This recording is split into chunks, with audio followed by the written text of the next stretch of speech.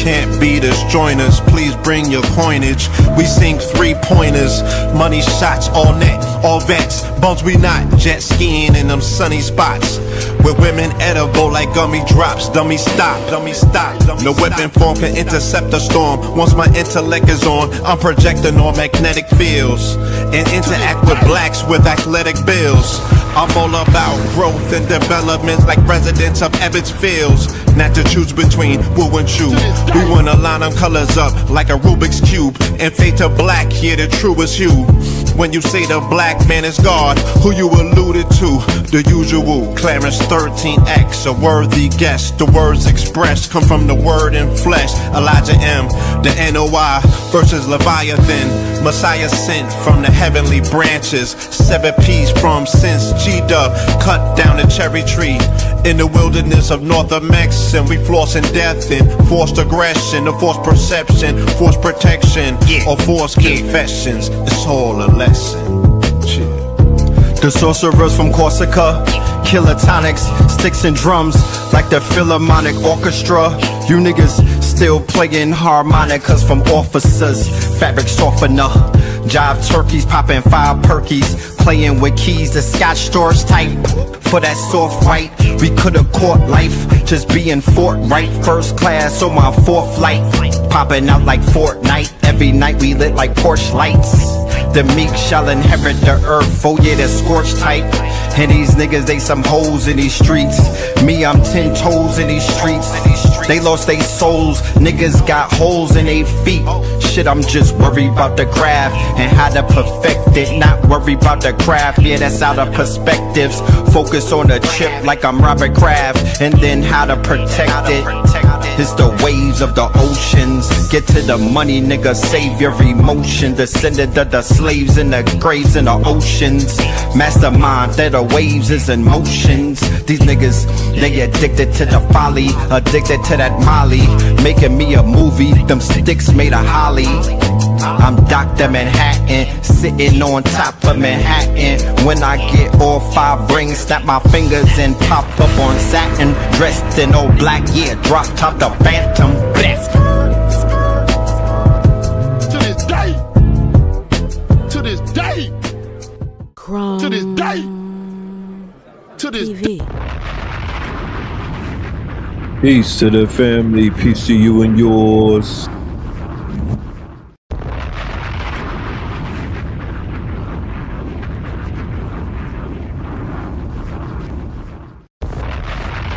Peace to the family, peace to you and yours, you and yours, you and yours. Welcome to another episode of Melanin Mondays. You are now rocking with the best. Yes, this is your host for the evening, Brother Red Pillar. All right. And that song that you heard, that is Theta Waves. That is the Theta Waves, ladies and gentlemen, featuring the Twin Pillars. Please bring your coinage. We sink 3-pointers, money shots. How's everybody doing tonight? Man, oh man. 5 turkeys popping 5 perkies. It is Monday, the top of the strong. It is Monday, the top of the strong. I hope everybody is in good spirits, good energy from your strong end. If anything went down on, I hope you shake it off. I hope everybody is pulling up, feeling their best and whatnot. Energetically, spiritually, emotionally, mentally, and of course financially. We'll do a meditation to bring them coins to us before the show is over. You dig? We're gonna have to open up the bank. Open up the bank. You know what I'm talking about? God damn it. But yeah, man, we are here. Did I tell y'all how therapeutic these shows are, man?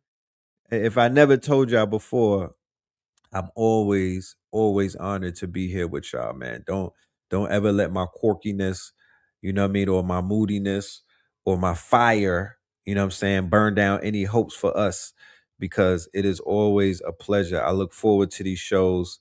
You know what I'm talking about? I look forward to these shows, man. I promise you. So we're here and we got some things that we're going to talk about. You know, the news is newsing. You understand? The news is newsing. You know, I wish we didn't have nothing to talk about, but it is what it is. You know what I'm saying? Life is life. And I want to say this though before I even begin.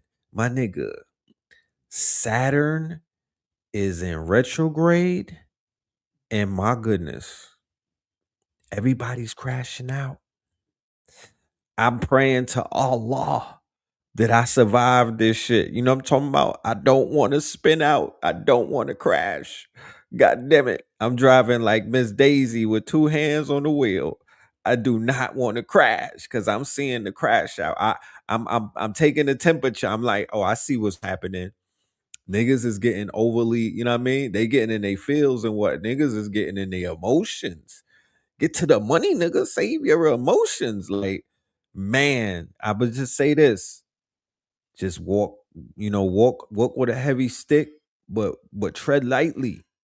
Tread lightly through the tulips and the daffodils. You smell me?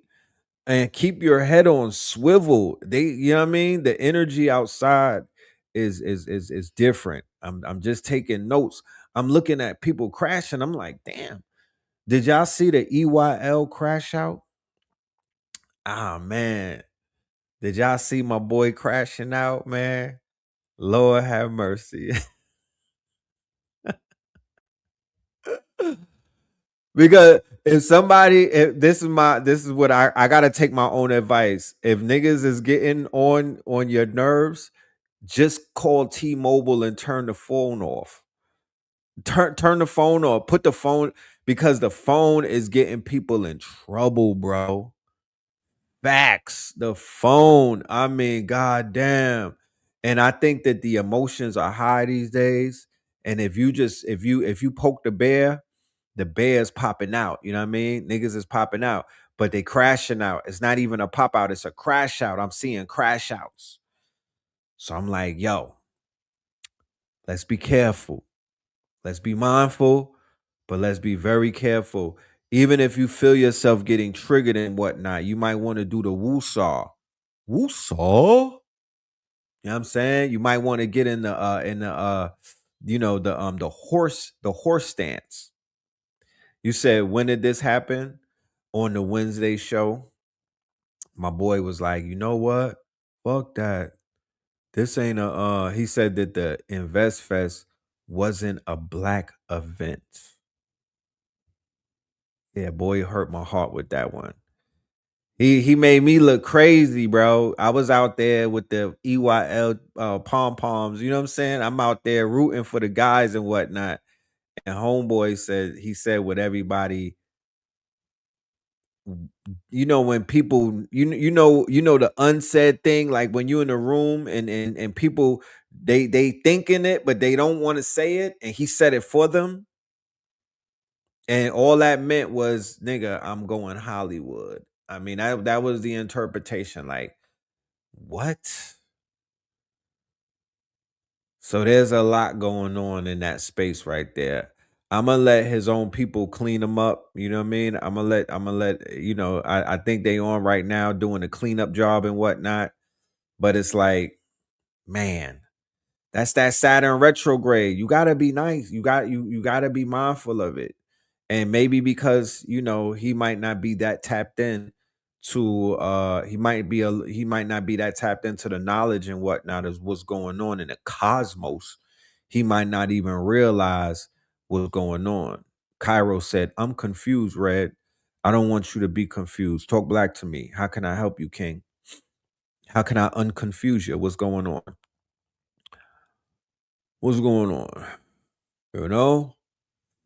But it is in alignment with another one of Ross Ben's predictions. I mean, like I've been, we could say a lot, but we can't say is that Ross Ben is not on point with the shit that he been talking about. And I'm gonna do everybody a big favor, because we got something coming up at the end of the month. We're gonna be doing a show. We're gonna be doing a Patreon only show with the legend, you know what I'm saying, with Ross Ben. Let me pull up this flyer and whatnot. Let me see. Do I have a flyer for the God? We're gonna be doing a Patreon only with the God, right? And before we do this, right, this is going to be on Saturday, August the 29th. This is for my Patreons. Shout out to all of my Red Opals. Shout out to all of my Citrine members and whatnot. Shout out to the whole Patreon family. We definitely are cooking up something for you. We might even have a double header. You never know what happened. You never know. But, you know, we got gifts. You know what I'm saying? We come in with gifts and whatnot. But Ross Ben, because his predictions from January up until now have been so on point, right? We are going to cook up for the remaining of the next 2 quarters of this year and whatnot. So he's going to be giving the predictions for the rest of the calendar year. But before we even do that, I'm gonna premiere the lecture that he did for the winter solstice on this channel. I'm gonna upload it. It was one of those KTL University lectures. I'm uploading that and I'm gonna put that on the network so everybody could see the genius that he came with. Everybody could bear witness to his predictions.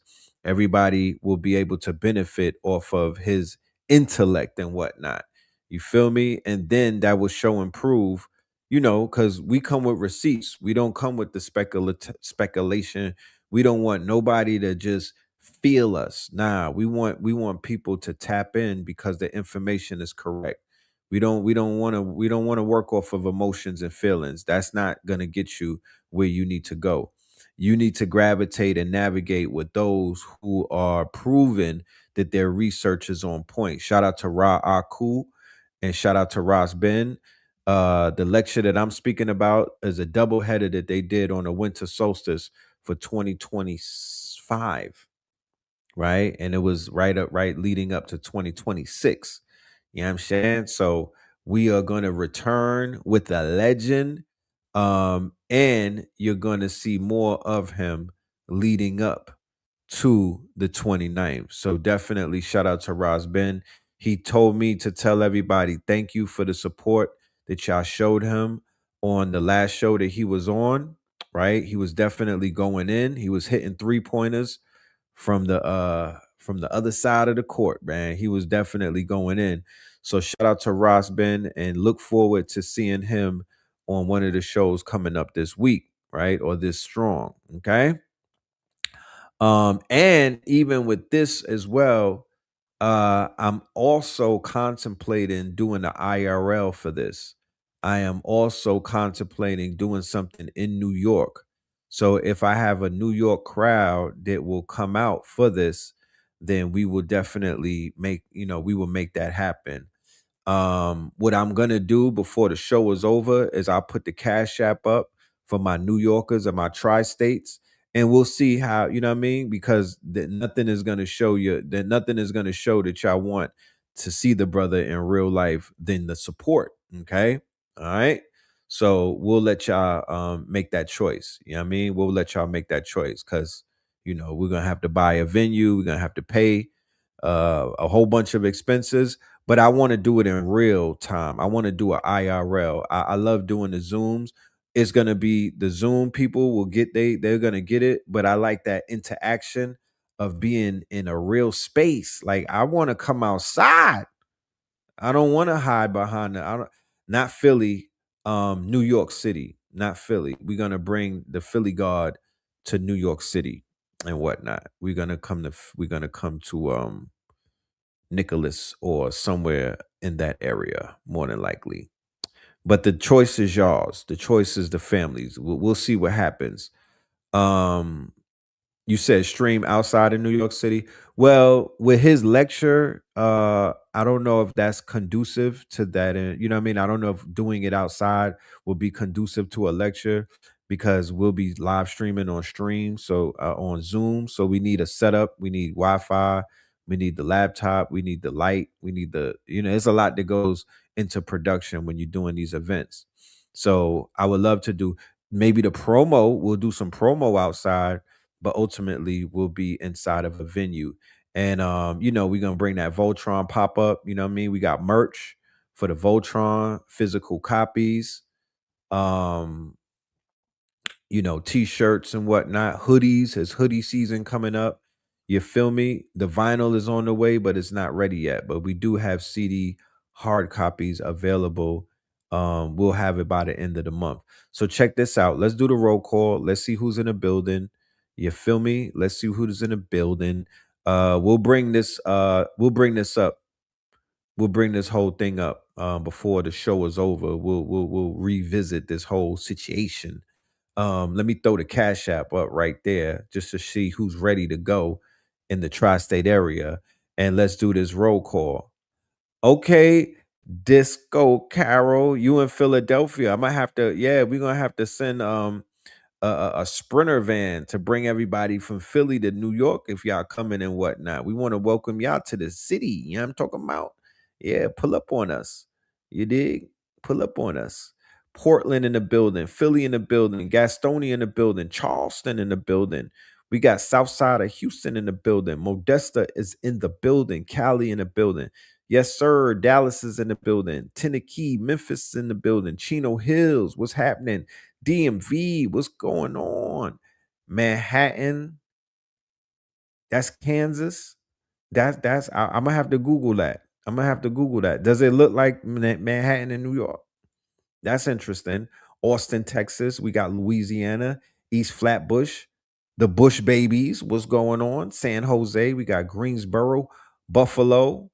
Rough Buff is what they call it. Fort Worth, Texas. You know what I'm talking about? Is that you? What's his name? Yayo. What's that? Ohio in the building.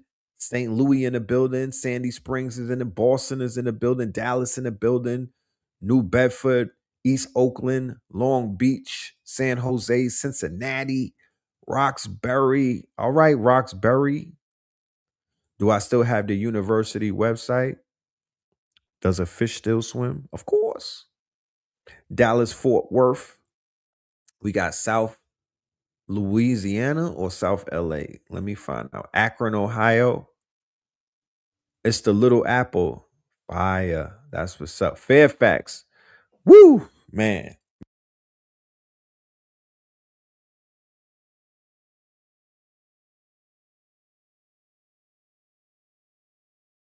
Fairfax. Scary in Fairfax. Anti-nigger machine in Fairfax.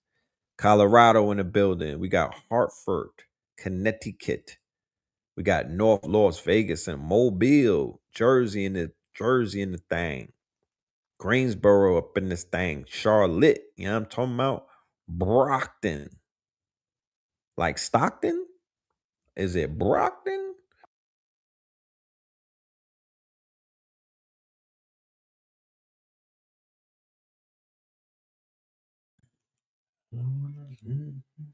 Monroe, Louisiana, Kansas City.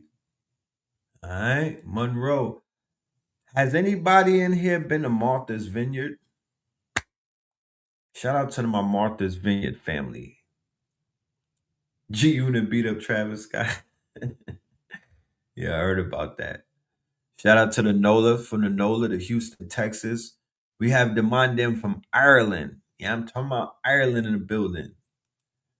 You talking about yeah, man, Fairfax anti-nigger machine in Fairfax, boy. They be trapping brothers. Oh my goodness. Let's not even talk about Fairfax.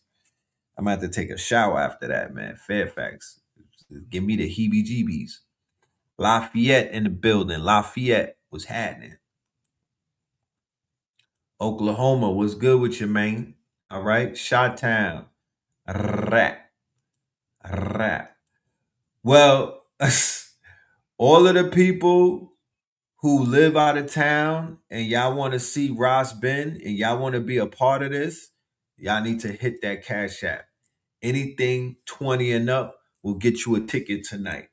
Yeah, I'm talking about anything 20 and up will get you. You got to leave me an email though. You got to put your email in there so you could get your ticket. This is a Patreon exclusive, but we definitely want everybody to benefit off the information that the brother's going to deliver. And I promise you, wait till you see when I upload the lecture that he did in December, how on point The God, what? How did he know? How did he know about the swarm earthquakes? How did he know about leadership falling on the sword? How did he know about all of these things in the fire horse year? You know what I'm saying? So what I want to do is I want to help people with their predictions because we're living in a prediction market, bro. And I'm not one of those people. I don't gamble. I don't do prediction market. I don't do poly market. But I saw the numbers on poly market. Oh my goodness.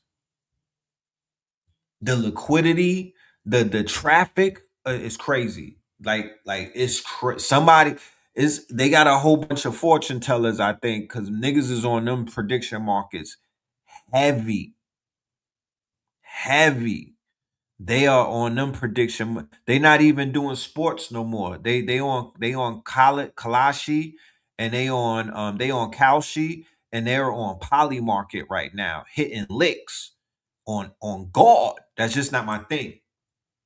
I can't tell nobody what to do when they free time, but that's not my thing and whatnot. I have the luck of the Irish when it comes to shit like that. You know what I'm saying?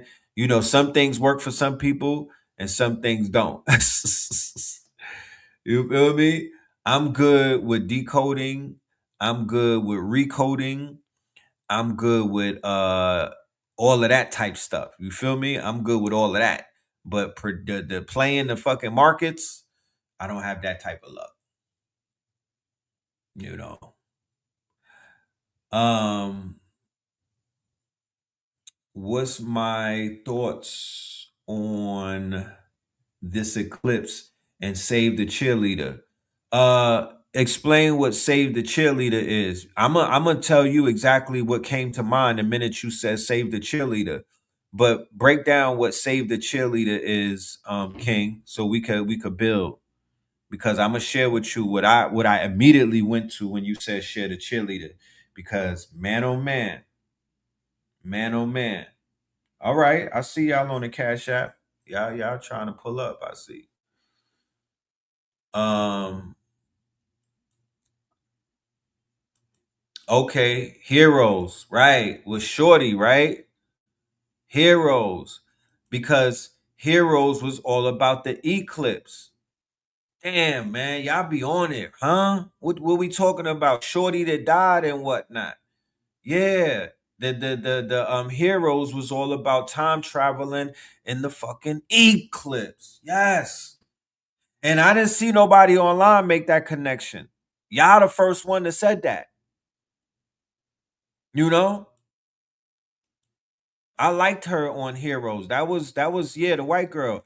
She was the standout and the nigga that looked like Drake, the villain. Them two was the standouts and whatnot. You know what I'm talking about? Those was the standouts on the show. Um, yeah, I might have to go and do the more deep dive and whatnot. But Heroes was the shit, and then it went off the show. Like it was popping, and then it just disappeared. You feel me? And I don't watch the screen. Um, I don't watch the screen thing. The Scream movies, I might have watched one or two, but I wasn't really a Scream fan. So I didn't follow young Hayden throughout her career and whatnot. So I'm not really familiar as to what she was doing afterwards, but she was the standout for me when I was watching Heroes. I was like, damn, you know what I'm talking about? That cheerleader? Yeah, she's 36. And of course, the same story that we're hearing with everybody else, they was just about to say something. They was just about to say something, right? Yeah, they was gaining superpowers after the solar eclipse. Facts. You know? She was in the movie Bring It On. Yeah, I didn't catch that either. We might have to have some movie night.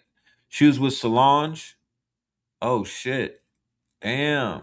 Yeah, she was a baby in Britain. Remember the Titan. That was her first movie and whatnot. And her book is out. Right.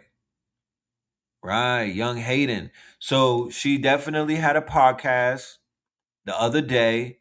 And she was like, yeah, you know, I was on a mega yacht, 44 megawatts, and somebody, a wealthy man, you know, a wealthy rich man, maybe a tycoon, was trying to pipe, you know what I mean, was making sexual advances and was inappropriate, right? So she was ready to out this person, right?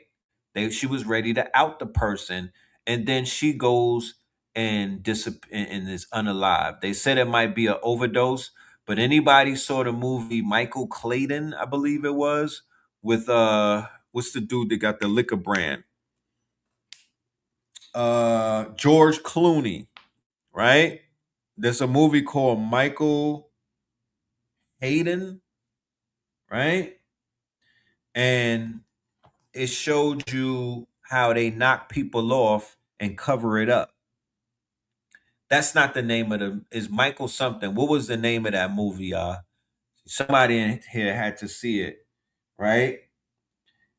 They knock, they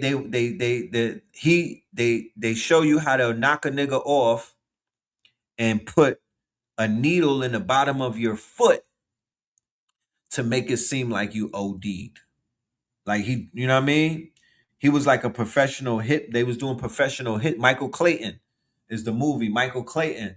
So the day that I saw Michael Clayton, I was like, oh, they shouldn't have let that one out the bag. They let one of their secrets out. You feel me? They let one of their secrets out because I've never seen no shit like that after that.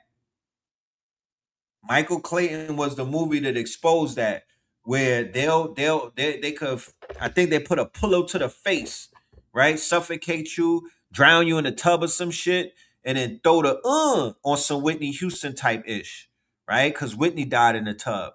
And then Michael Clayton, they show how they knock somebody off in the tub and then put the motherfucking drugs in the bottom of your foot through a needle. I was like, damn. These devils is slick with it, huh? But they let that one out. You know what I'm talking about? Yeah, they knocking people off, talking about it's a health issue. Like Biggie said, you know what I mean? Sprinkle coke on the floor, make it drug related. Hold on. you heard Biggie? Sprinkle coke on the floor, make it drug related. You know? And then this shit happened, right? Okay. All right, let's go to Hayden. Let's talk about Hayden real quick. Panettiere just died at 36 years old, and 89 days earlier, she published the story she carried for 18 years. Look, she was 18, Heroes was exploding, and a woman Hayden trusted as a friend and protector led her downstairs on a yacht into a tiny room, then physically placed her in bed beside an undressed, extremely famous British songwriter. Hayden said the woman left them alone, and that was the moment she realized what had just been done to her. She fought it off, escaped the room, and arranged to leave the yacht. Look, the memoir names the woman Stella McAmis, but Hayden never named the man. Not because she forgot. She said identifying powerful people could expose her and her company to lawsuits and industry retaliation. Now, less than 3 months after the book came out, she's gone. Cause of death is still undetermined. Police currently report no signs of foul play. Do not let an unproven conspiracy erase the system she actually exposed. Because some of you did not meet danger through a stranger. You met it through the person who looked you in your eyes and said, "Trust me." The abuse, the fact that I allowed this person not only into my life, but for how long I put up with it. This is a topic I've been journaling a lot about it, trying to organize my thoughts and my feelings. The threat was not standing outside the gate. The person you trusted became the gate. Then you carried the secret while everyone asked why you didn't speak sooner. Comment scroll below if your body recognized that pattern before your mind could explain it. Look, a system does not need a secret assassination to silence someone. It only needs a trusted access broker, a protected, powerful person, and a young woman who understands that naming him could become more dangerous for her than what he allegedly did. Look, Hayden leaves behind her daughter, Kaya. She was a mother before she was a headline. We do not know what caused her death yet. We know what she said happened. We know she named the woman. And we know the powerful man remains unnamed. Do not fill that gap with a random celebrity guess. Reckless guesses give the system its easiest escape. Dismiss the entire disclosure as internet conspiracy. Look, the name stays hidden, the architecture does not.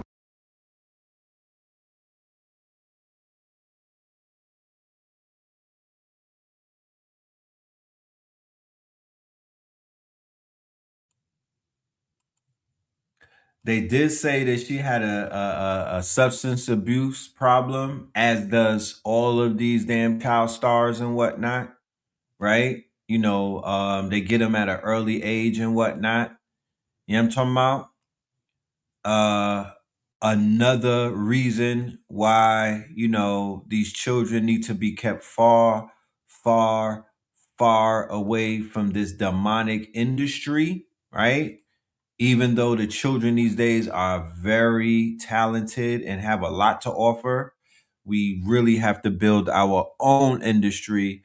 I mean, you literally could you could make it happen without going to any of these studios and whatnot. Which brings me to the next video that dropped today and whatnot. It had a lot of people talking about your girl Beyonce. Beyonce, right? You get to see in real time what this shit really looks like. For anybody that was like, damn, I wonder why these kids be getting caught up, or I wonder why they be, you know, I wonder what happened to these girls like Britney Spears, and I wonder what happened to Amanda Barnes or whatever her name is, or I wonder what happened to, you know, young Hayden and shit like that. Well, here's a glimpse of what happens. All right, here we go. Come on over here. Here, you can do. You want to sit on? You want to make this easier? You can sit on my lap, Michael. She ain't even double question. She didn't even double. She didn't even question it, y'all. Look, she's looking at him on the phone. He's a corn director, ladies and gentlemen. So the way that she sat on the lap, this was not the first time, right? This wasn't the first time that she gave him the lap dance. Damn. All right, here we go. Come on over here. Here, you can do. You want to sit on? You want to make this easier? You can sit on my lap, Michael. Michael. Hi. Okay, we're in. Okay. All right, we're in the studio, and I have Beyonce sitting on my lap, and I'm. You're leaning back on this man who looks like a straight creep, right? All nasty looking, you know what I'm talking about? Just to get on the phone with Michael Jackson, right? But this is how they get you on the phone with R. Kelly. This is how they get you on the phone with James Brown. This is how they get you on the phone with Prince. Well, this is how they get you on the phone with a lot of these people and whatnot. Come, sit on my lap. I'm going to plug you in with the guy that I know on the other line. And she's being recorded, right? Where's Matthew at? Where's Matthew? She's being recorded and she's still like, yo, I'm hopping on laps and whatnot. Now, mind you, let's keep it in context. I don't know. This is pre Me Too, right? This is pre Me Too. Back in those days, I'm talking 99, 2000. Things were a little bit looser than they are even today. On today's standards, you might be like, man, they loose gooses out there. No, it was a little more looser back then. That patriarchal energy, right, was more dominant than it is today. Okay? So people are looking at it in hindsight and they're like, yeah, this looks crazy and whatnot. But trust me when I tell you, there was a lot of crazy shit going on. This is the era of like the video vixens and whatnot. This is the era of if you do a video, you more than likely is going to be sleeping with either the entourage or the artist. This is that era of Gloria, Velez, what's her name? Melissa Ford, shit like that. Yeah, remember the whole thing with Pimp C, where the dad had to ask Pimp C, please don't sleep with my daughter. because he probably knew something that we don't know. This is Texas.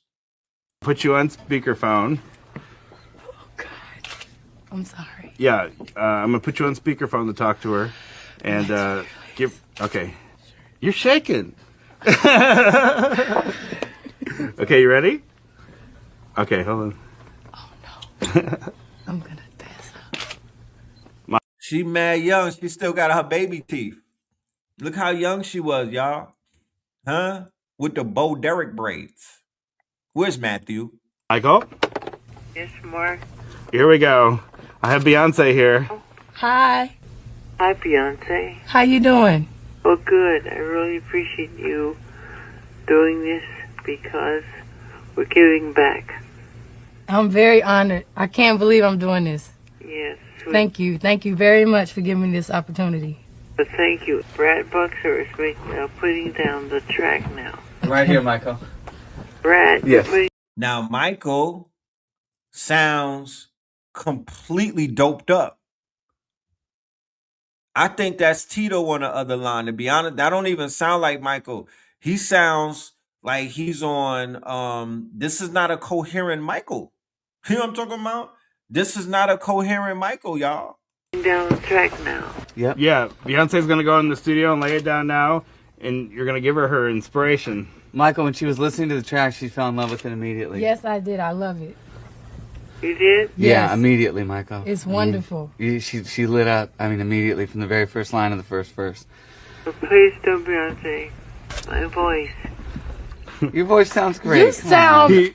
He was getting over the flu when we recorded this. You know, the flu. I had the And flu. This is only his demo track for everyone. That's to how his hear, voice so, sounds when it's yeah. when he has the flu. Well, it sounds wonderful. And the first line, I screamed. Literally, I screamed. And Michael, she's, these guys can sing. I mean, she's gonna nail this. This is great. So we're happening. The vibe couldn't be any better. Let's get going then. All right, let's get going.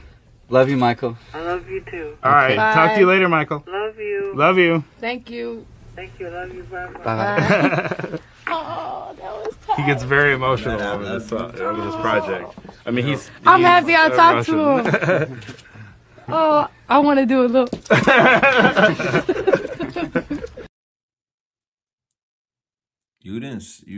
Beloved, you didn't even see him. You just talked to him. That's what it took. Shit, I'm about to pull up and be like, yo, I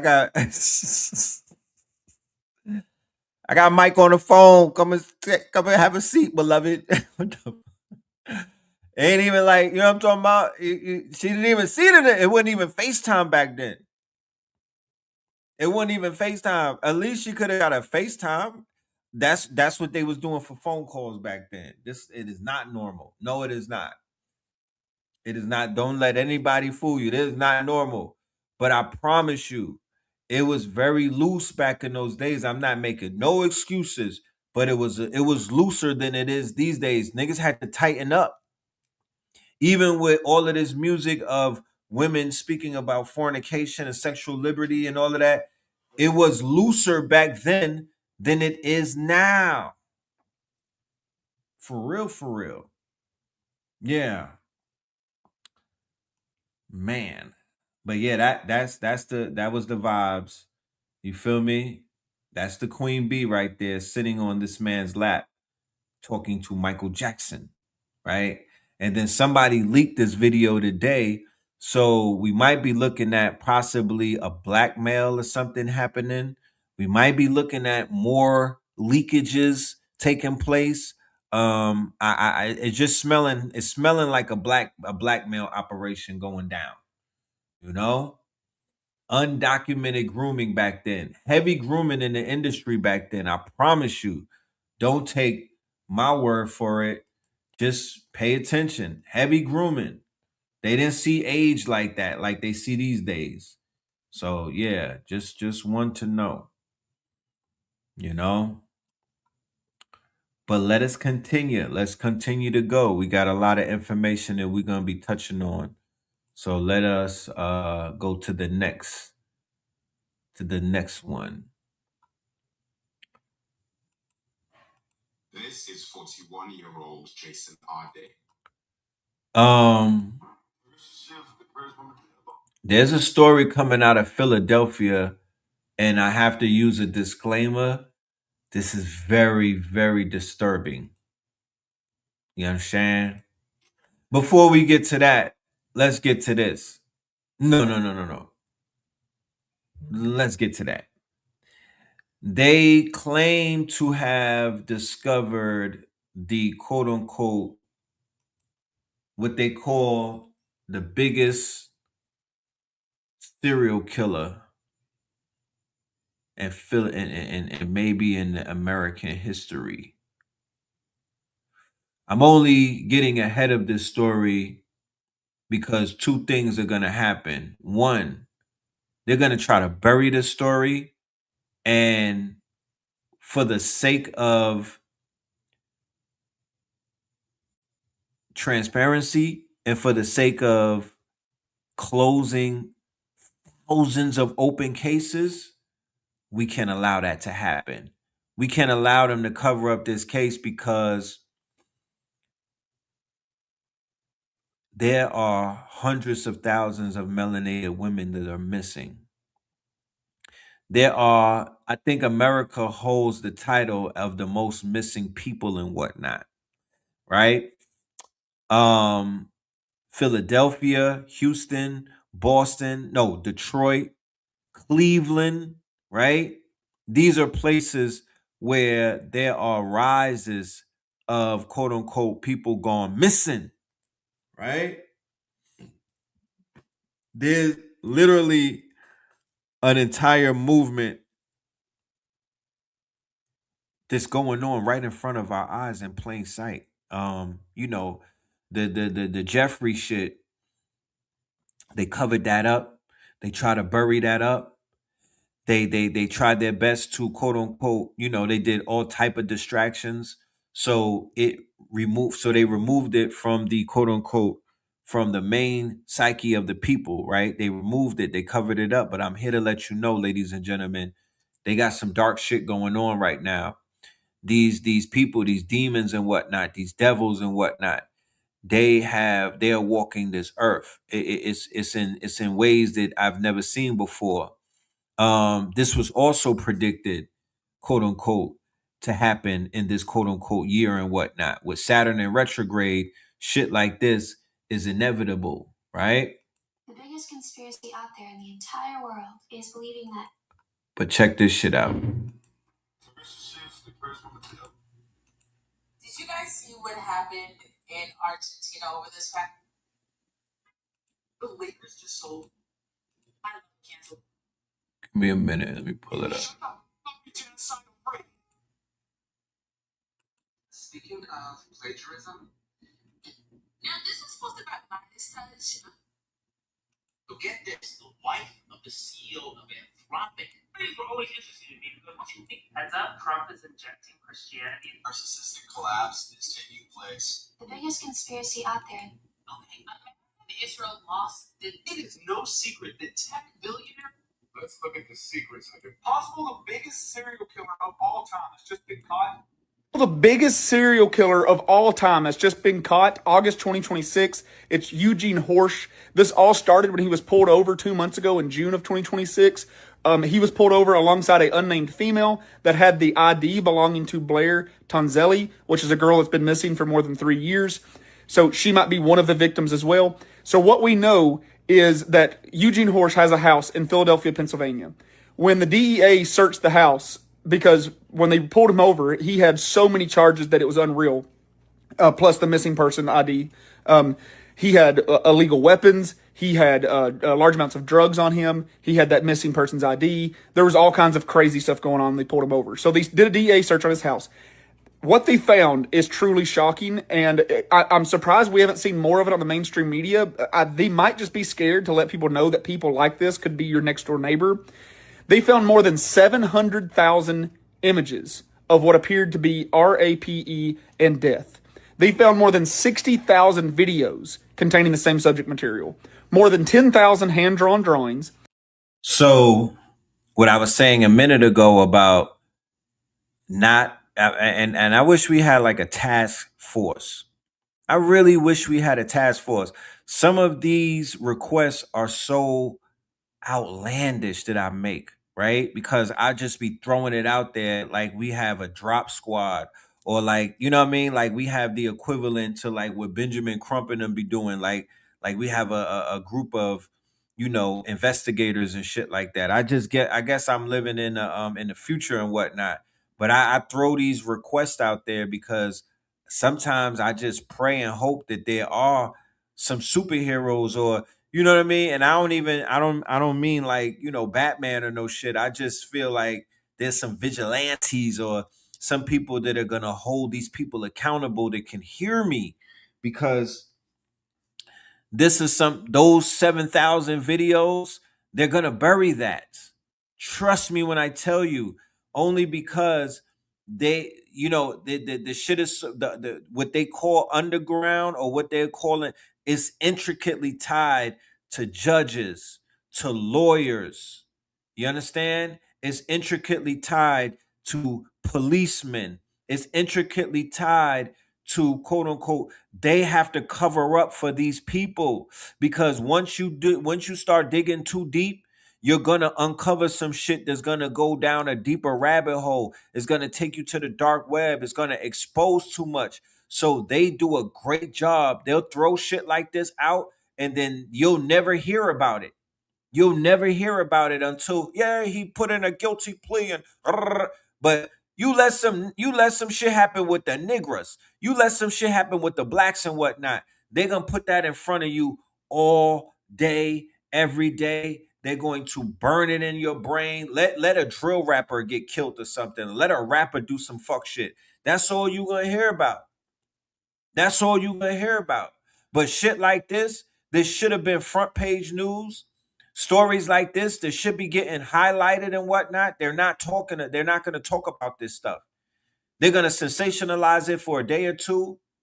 And then because what we're really looking at is normalization. That's what we're really looking at. The normalization of depravity, the normalization of demonicness, the normalization of demonocracy. That's what's taking place. It's not about justice. It's not about getting to the bottom of things. It's not about saving the fucking missing people. It's about normalizing these demonic ass behaviors so this shit becomes part of the fabric.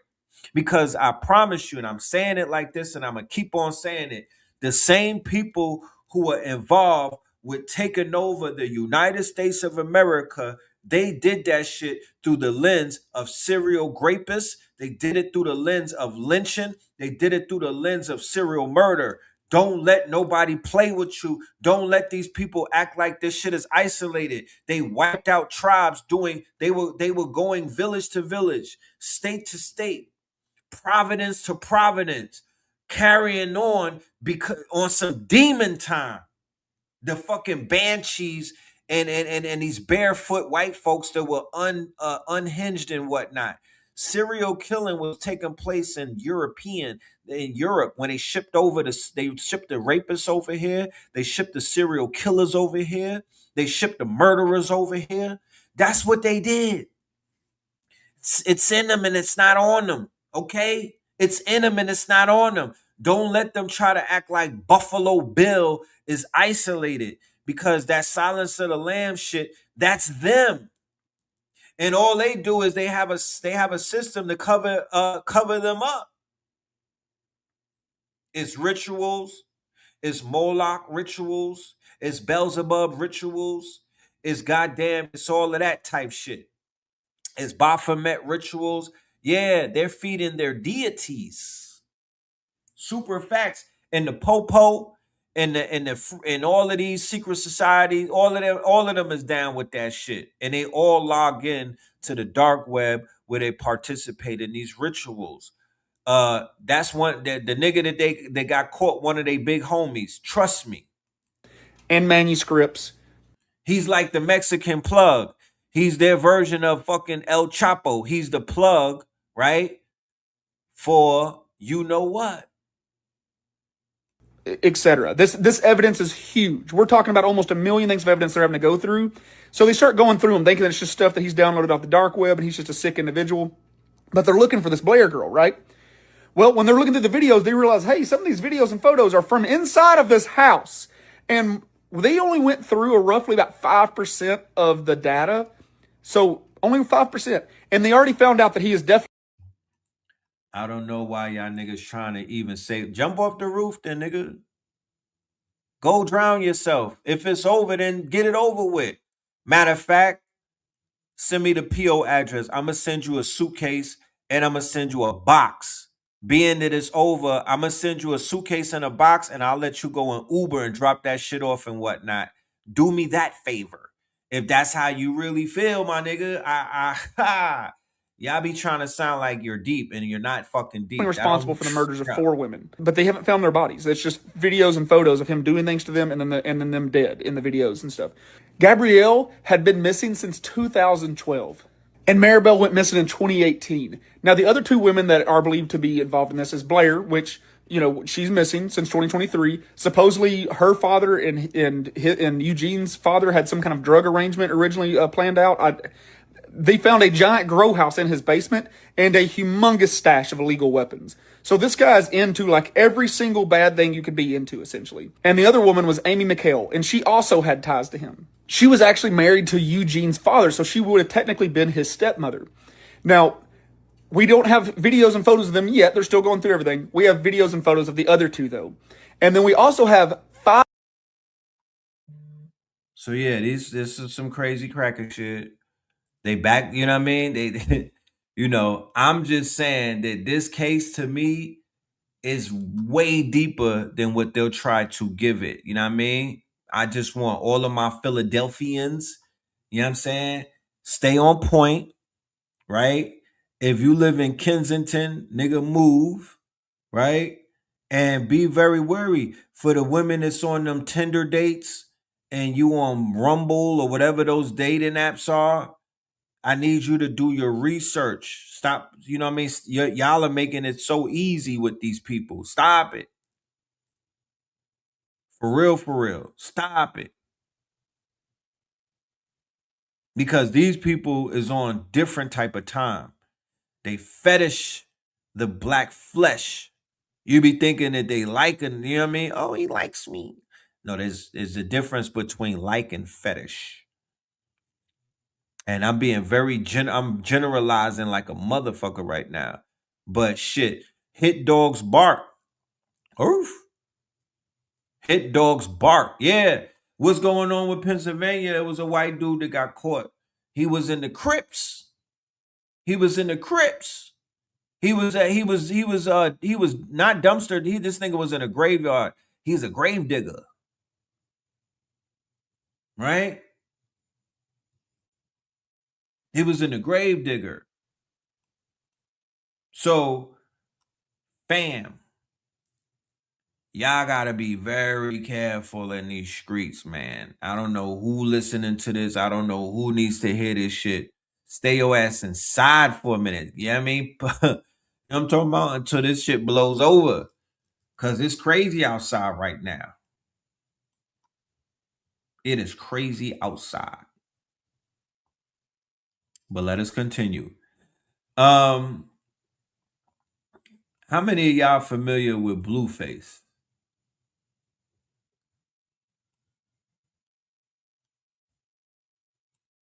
This girl right here, she read this nigga for filth. I just gotta play this shit because look, the level of toxicity this on social media on a daily basis, you dig? The level of fuckery that people are being exposed to because they got T-Mobile and they got phones and shit like that is just crazy. Like, there needs to be some type of straightening going on, but this nigga's out of control. And Shorty had enough and whatnot. She popped out. Cancel plan. A cancel plan hates to see me coming. Wanna know who else I think we should cancel? Blueface and all of his family members. I'm tired of seeing child abuse. People be like, kid, you used to be funny. I know. Shit not funny no more. Shit is not funny anymore. Unfortunately, there's no such thing as canceling anybody because people just find their tribes. So he's found a circus. He's found a clan of idiots, just little stupids that stick together. And they are very, I want you guys to know, they are physically strong. Something about not having like logic and intellect makes you like ready to bite. Now this is just my opinion, this is not facts, but I think something happened to the ringleader when he was a child. Plus his brother keeps on bringing up the fact that his childhood was terrible because Clarissa, that's the top of the circus. That's the matriarch of the circus. Clarissa, their mother, had men around and was just basically a terrible mom. Basically, you know this. But 40 years ago, the plans are back on. So by now you already know about Toothless Rufus. Okay, that's Krishan. She has the child that's disabled that she refuses to get help for. They built this circus empire together. So like she said, they are the Jay-Z and Beyonce of this child abuse, child neglect, prostitution situation. Now the OG of the circus is the boxy Mexican named Jaden. She can't stop saying the N-word. She's trying to be a rapper. She's what's wrong with the black community. She has 2 kids. So she comes first. That's the main. That's the first baby mama. She sits on live with a white man every day instead of being a mother. Then you got the new one. They call her Hovea, but her real name is Novea. And she... I did a lecture in 2018 called From Blackface to Blueface, right? That was around the time when Gucci did the whole campaign with blackface, right? And they booked us to do a lecture in Las Vegas, right? They had booked us to do a lecture in Las Vegas.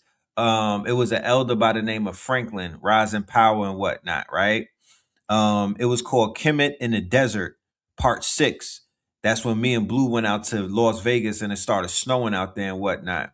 And we did a lecture called From Blackface to Blueface. And this is the beginning of the Blueface career. A shorty with the missing tooth, she wasn't even in the picture at that point. Krishan or whatever, she wasn't even in the picture. This was around Tatiana. This is when he first popped out. This is when he came out with Tatiana and whatnot. And we was like, what the fuck is this? You know what I mean? I already knew what the fuck we was going. I already knew what was about to happen. I could just see it. You know what I mean? We did a whole lecture on Fulio. You know what I'm talking about? And here we are, damn near a decade later. And the nigga is still up to the same old antics. And people are getting all highfalutin and whatnot and be like, I don't even know about Blueface. I bet your children do.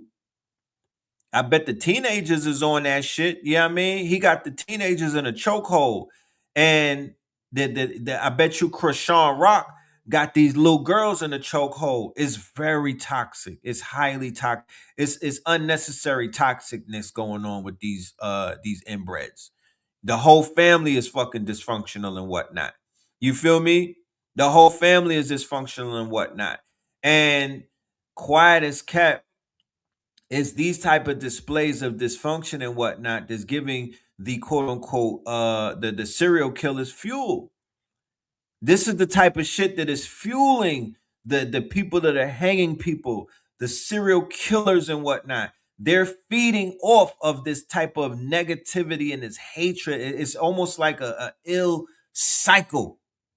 I'm telling you, because they are almost like useless eaters.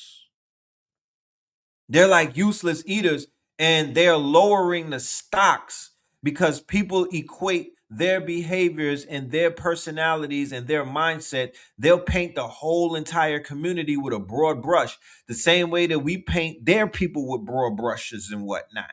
You feel me?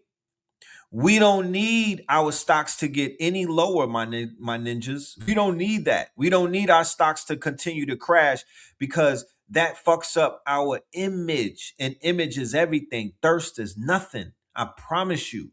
You want to fix your image.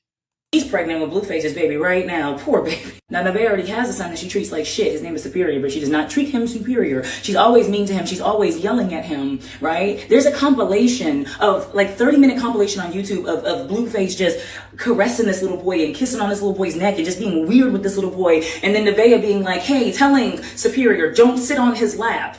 And then when he gets on, you know, when Blueface picks him up to put him on his lap, he's like, I'm not supposed to do that. And Blueface is like, why not?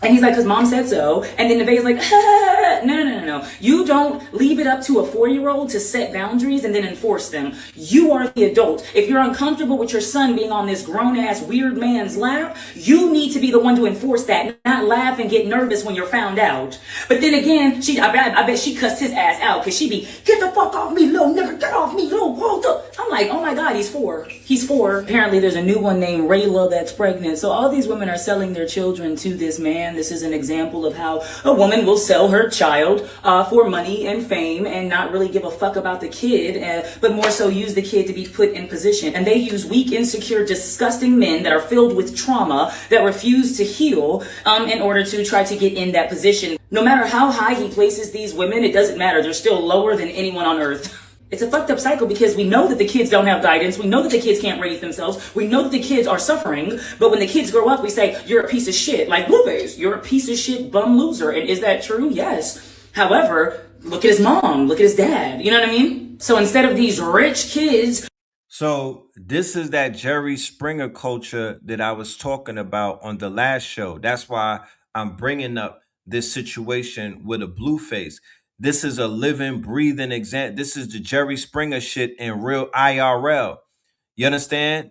The mama probably had this nigga watching Jerry Springer when he was in the fucking crib or something. This is literally a Jerry Springer episode in real life. You understand? That is black trash, right? And it's monetized, it's viral.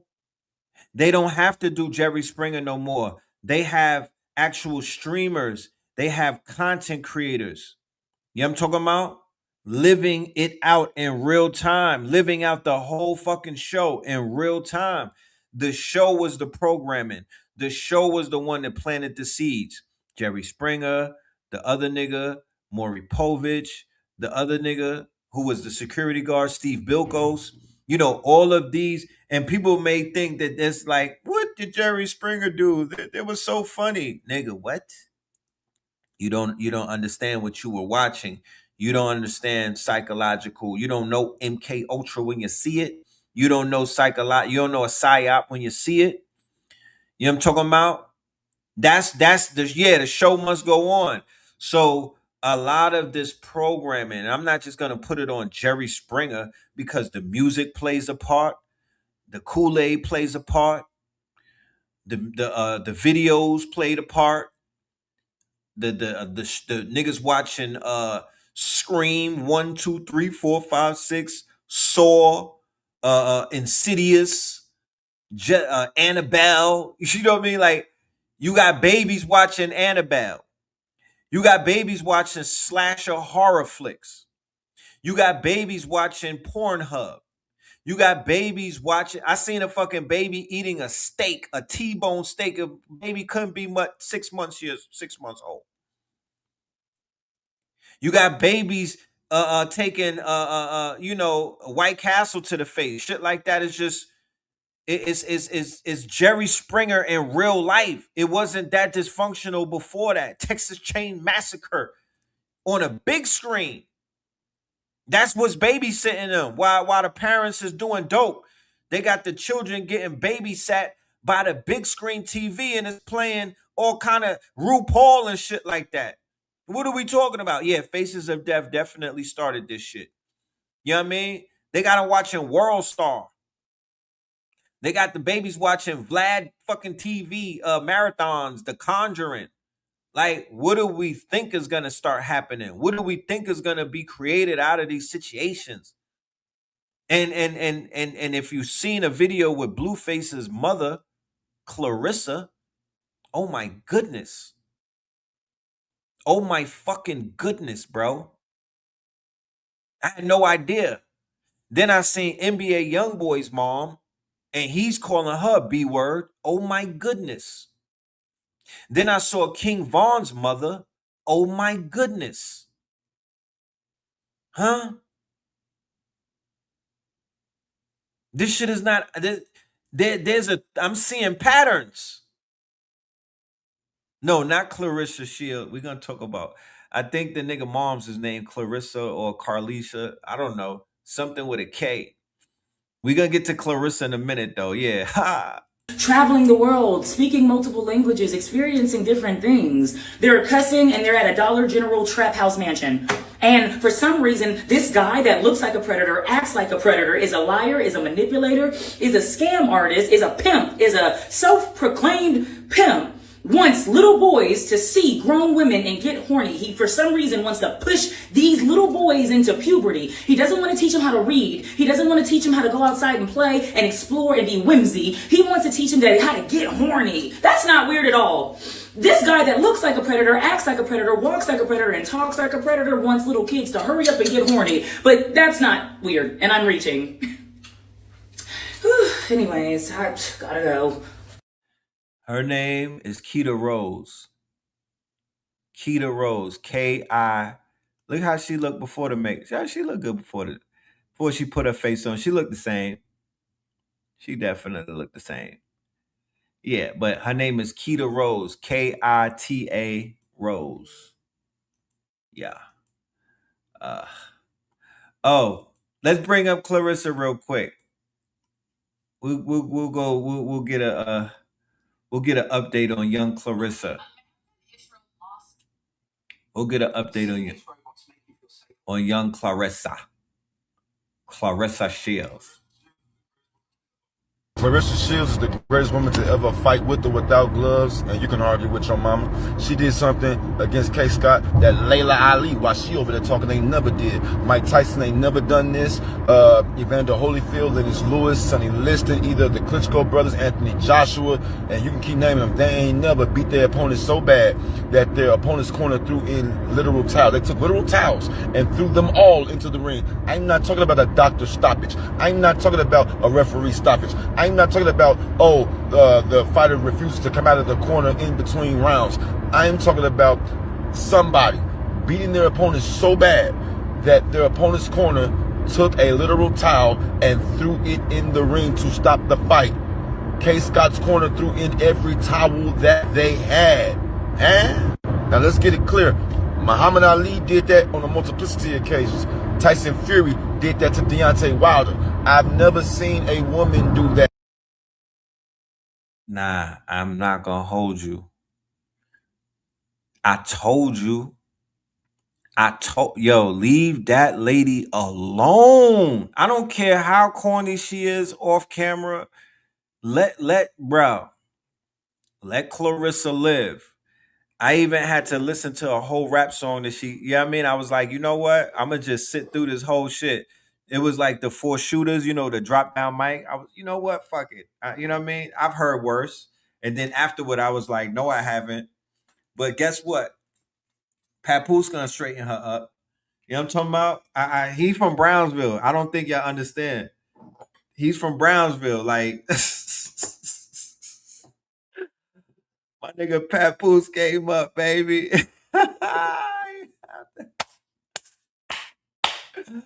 Yo, the hands. Oh my goodness. The hands, my nigga. Family. I don't know if y'all seen, bro. She beat that white girl to smithereens, bruh. Oh, big ass white girl too. I told you she was looking like Drago from Rocky 3, nigga. Oh, big old white girl. Oh, big old white girl. Old Becky. She 42. She beat the snot box out of that girl. Oh Lord. Because think about it, they was in Atlanta in an all black arena. I think the white girl was the only one in the fuck. She was the only speck of whiteness in the entire arena. On guard, no white people showed up for this white girl. It's a lot of white people in Atlanta, mind you. I know y'all saw FIFA. It is a whole lot of white people out here. None of them showed up for the Becky and let her get her ass whooped at a Zeus. It was a Zeus event. All of the knuckle draggers, nigga. It was a knuckle dragger and vest fest in that bitch. I know Remy Ma better leave that girl alone. I tell you that much, boy. Nah, them hands. I hope them hands, nigga. If Papoose, bro, I mean, he got ashy knuckles and whatnot. He looked like he got hands, but Clarissa will knock that nigga's top off. He better be careful, bro. He better not tell her no. You know what I mean? Not a speck of Beck was in the audience. They left her dry. The Great White Hope, she got abandoned by her own people and whatnot. I'm like, I'm looking at her getting beat up. I'm like, what is she pulling on? Because I know if she looks in the audience, you know, like when the Mexicans is fighting, they pulling on Mexico, nigga. The whole, or the, you know what I mean? The narcos bought up the whole front row. Anybody from Mexico fights a nigga, yeah, the narcos is buying up the whole front row. They all in the bleachers. They got the flags and whatnot, the sombreros, you know what I'm saying? Tortillas and everything. You know what I mean? The Don Julio is pouring up. They turning up. They got them boots on with the metal in the front. You know what I'm talking about? They wearing the nut huggers. Yeah, they pulling up. They not playing. They representing for their Mexicans. So when a Mexican is getting the beats on them, he could look in the crowd and be like, Tito, Tito, give me, go back, Tito. And then he gets, you know what I'm saying? He gets emboldened. Yeah, the white girl didn't have that. Yeah, she didn't have that. Nobody white showed up. Not even security was white. Dead ass. She was in the blackest. I never seen Black Atlanta get so black other than the other night. It was super black. It was more white people at the Invest Fest than it was in the State Farm Arena on Saturday, nigga. It was the blackest I've ever seen Atlanta, nigga. Big Meech, Floyd Mayweather, the hood was out, the boxers was out, the Zeus Network was out. Nigga, Ray J, Adrian Brona, the streamers was out, nigga. They was all outside. I know it smelled like cocoa butter and Hennessy in that bitch all night. And fucking Black and Miles and maybe some backwoods. You know what I'm talking about? But yeah, shout out to Papoose. Yeah, you got you one. God damn it, you better hold on to that. You know what I'm talking about? You better hold on to that. Yeah, them purses is getting bigger and whatnot. You know what I mean? Them purses is getting bigger.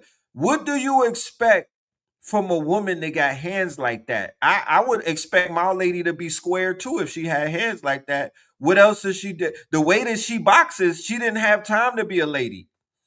Or what you know, lady, and you know, you can't send that to charm school. It will fuck up the algorithm. Let her be. Let her be, nigga. Let her rap. With all of the girls out here rapping about their coochie and everything, sounding crazy and whatnot, man, fuck that. Let her go, man. She could get better. You know what I'm talking about? She got the bread. She could get a fucking ghostwriter. She needs Cardi B's ghostwriter or something. I just want to see her and Layla just settle it. You know what I mean? That Layla Ali. You know what I mean? Because it's always gonna linger. It's always gonna linger. Oh, Layla Ali was better than her. She retired on a high note. She would have whooped on her at her age. Bring it on. You know, bring it on. She gonna do her numbers with that. Bring it on. I don't know who's gonna win. May the best woman win. Either way, for me, it don't matter. You know what I'm talking about? I know it's gonna be they gonna be walking them dogs. They're gonna be walking them dogs. And I'm to be for the record, I am not a fan of watching women fight. I didn't even know I enjoyed that shit that much. But god damn it. When she started throwing them bows, I was like, God damn. I seen her fight before, but her beating that white girl up, it just looked different to me. Yeah, she put a knot on her head. I seen Clarissa fight before, but her beating up that big ass white girl, that tall glass of water, yeah, that shit did something for me. For real, for real.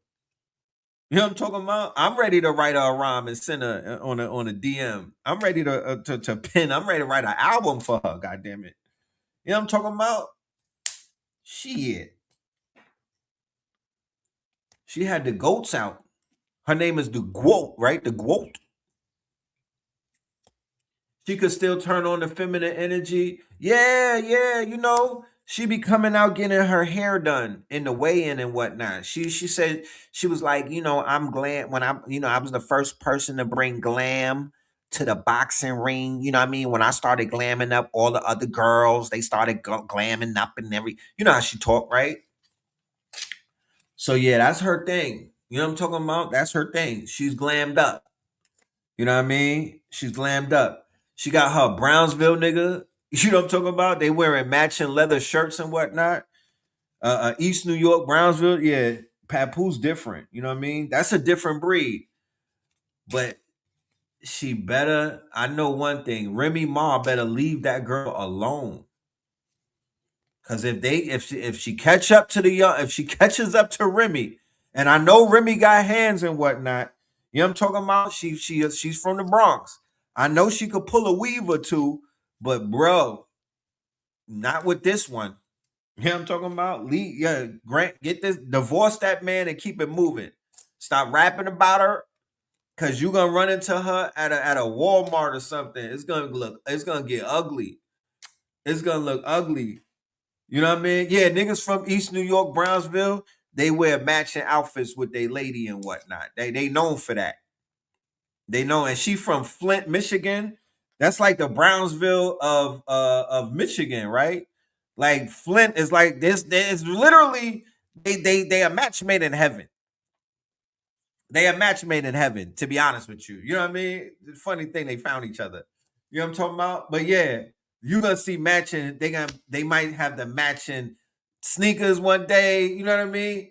You know, Mike Tyson is from Brownsville too. I never seen him wearing him and Robin Givens. I think they had a matching outfit one time, but that's about it. Mike is different. Mike is different. Papoose different. They not the same. They not cut from the same cloth. They a little different. But yeah, that's a different East New York and Brownsville from Brooklyn. Yeah, they different than everybody else that's in Brooklyn. That's like Far Rockaway is different from every other Queens person. They're just a different breed. It's a different pedigree out there. You know what I'm talking about? You said Clarissa could beat Pap up? After this display of strength, I think I mean I don't know. Papoose don't look like he ain't no punk, but he might get a few hooks in there here and there. But yeah, she might lay that boy out. She might lay him out, you know. But shout out to her. Y'all, you know, I can't speak for nobody other than myself. I'm not gonna bother her. I would suggest that our sisters and whatnot just let her live. Give her some grace. Could she get some grace? Could there be a grace period and they let the girl live, man? You know what I'm talking about? She don't have the most media training. You know what I mean? She's not the most likable person because she don't have the media training and the girls don't like her. But don't pile up on her, please. Alicia, oh, that's her op. That's the big op. That's the one that's gonna take her down. Baumgartner, that's the one that's finna take her down. Yeah, the vitriol on her is a lot. It's a lot. You know? Slauson, you say you always rooting for the underdogs, right? Yeah, man. You know, shoot. She's giving underdog even with those belts and whatnot. She's still the underdog. But I tell you this, she packed the motherfucking house, even though it was like Zeus and all of that crazy shit with Takeshi and Big Lex. Yeah, you didn't think I know about them. I found out about them the other night. I think Ray J sold them tickets though. To be honest with you, they was like, yeah, Clarissa packed the joint out. Nigga, Ray J packed the joint out. Fuck you mean, nigga. That was a Ray J event. Look at what boxing has come to, y'all. This shit crazy, man. This is not like the fucking Don King days of Mike Tyson. This is not the heydays of fucking young Mike, my nigga. These niggas is out here doing crazy shit in the boxing ring. These niggas was wrestling. Yo, Orlando Brown. Yes. Yeah, yo. I don't want all of the ladies to have hands, but going back to the earlier thing that I was showing you about the dude in Pennsylvania with all of the serialness and how black women are kind of like, you know, y'all got to be careful and whatnot. So I was watching a video on Instagram and it was a lady in a room full of, it was a black lady in a room full of black ladies, and she was teaching them about gun ownership. She was teaching them about gun ownership. And what this lady says makes so much sense, right? When it comes to, if you purchase a firearm, men and women that are listening, let's be clear. Let's use logic. Let's be logical. Let's talk about this. If you have a weapon, a hammer, a blicky, or a gun, you're not, and you're defending yourself, because women have the toolie in their bag, or they'll be walking around arming themselves. There's a lot of women right now getting armed, right? They're getting their licenses and they're going to learn how to shoot, and they're getting defensive training. But what the lady who was training explained to them was this: you're not getting a gun to shoot somebody in the leg and keep them off of you. When you purchase a gun, when you pull out a firearm, it is to take somebody out of here. You don't have no, you don't know if they're gonna survive or not. But when you pull that hammer out, it is for lethal purposes only. Don't be shooting in the air, my nigga. This is not Boys in the Hood. The fuck? This ain't Menace to Society. You better hit something. And when you hit something, you gonna take that shit all the way down. So for the people that don't have it, and even if you buy a knife, and I don't know if anybody have ever been to those type of situations, adrenaline takes over, and you are going to click on into self-preservation, which is the first law. You might keep squeezing until that motherfucking clip is empty. It's the same thing with a knife. If somebody run down on you and try to hurt you, you gonna bang on them. So the thing is this: does a pistol whip still count? My thing is this. How many people, how many women out here is just gonna, you pistol whipping niggas? You gonna pistol whip a nigga on meth? You gonna pistol whip a nigga on K2? You gonna pistol whip a rapist? Nah, that's not the movies. You pulling trigger. You pulling trigger. So this is my thing. If you don't have that in you, well, you might want to take the Clarissa route. And I'm not trying to masculinize no women out there, because I love femininity and whatnot. I love femininity, but you know, shit real these days. You smell me? Shit is real these days. So you might have to learn how to, you know, when they do the when they be sparring and whatnot, you might have to get your spar on. If you got inspired by Clarissa's hands and whatnot, you can do it. That could be you too. You know what I'm saying? That could be you too. But what I don't want y'all to do, and I would not like you to do, and what I would highly suggest you not do, is just be in your soft girl era and not think that you have to, you know, protect yourself in no type of way. And I'm not fear-mongering and whatnot. I'm just saying, according to Polymarket and Kalashi, my niggas, you know what I'm saying? In the next up into 2030 and whatnot, it's unpredictable. You know, it's unpredictable. You know what I'm talking about? So if your record is clean and whatnot, you might want to go and get that AR-15 and learn how to hit the motherfucking watermelon from far away and whatnot. You know what I'm saying? You might want to do that. You know? Yes, we are in wartime. Every other day they finding somebody hanging from a tree and whatnot. We are in wartime. And I don't want to burst nobody's bubble, and I really don't want to spread no type of discomfort and whatnot in the minds and the hearts of people who are already kind of like have a lot on their shoulders and whatnot. Shit, why don't you get them electrocution gloves that ICE is gonna have? You might want to start with that. I don't know, or that fucking bear spray. the bear spray be spraying, right?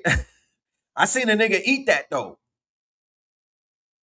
I seen a nigga eat it though. So I don't know. Like I said, I don't want to spread no fear.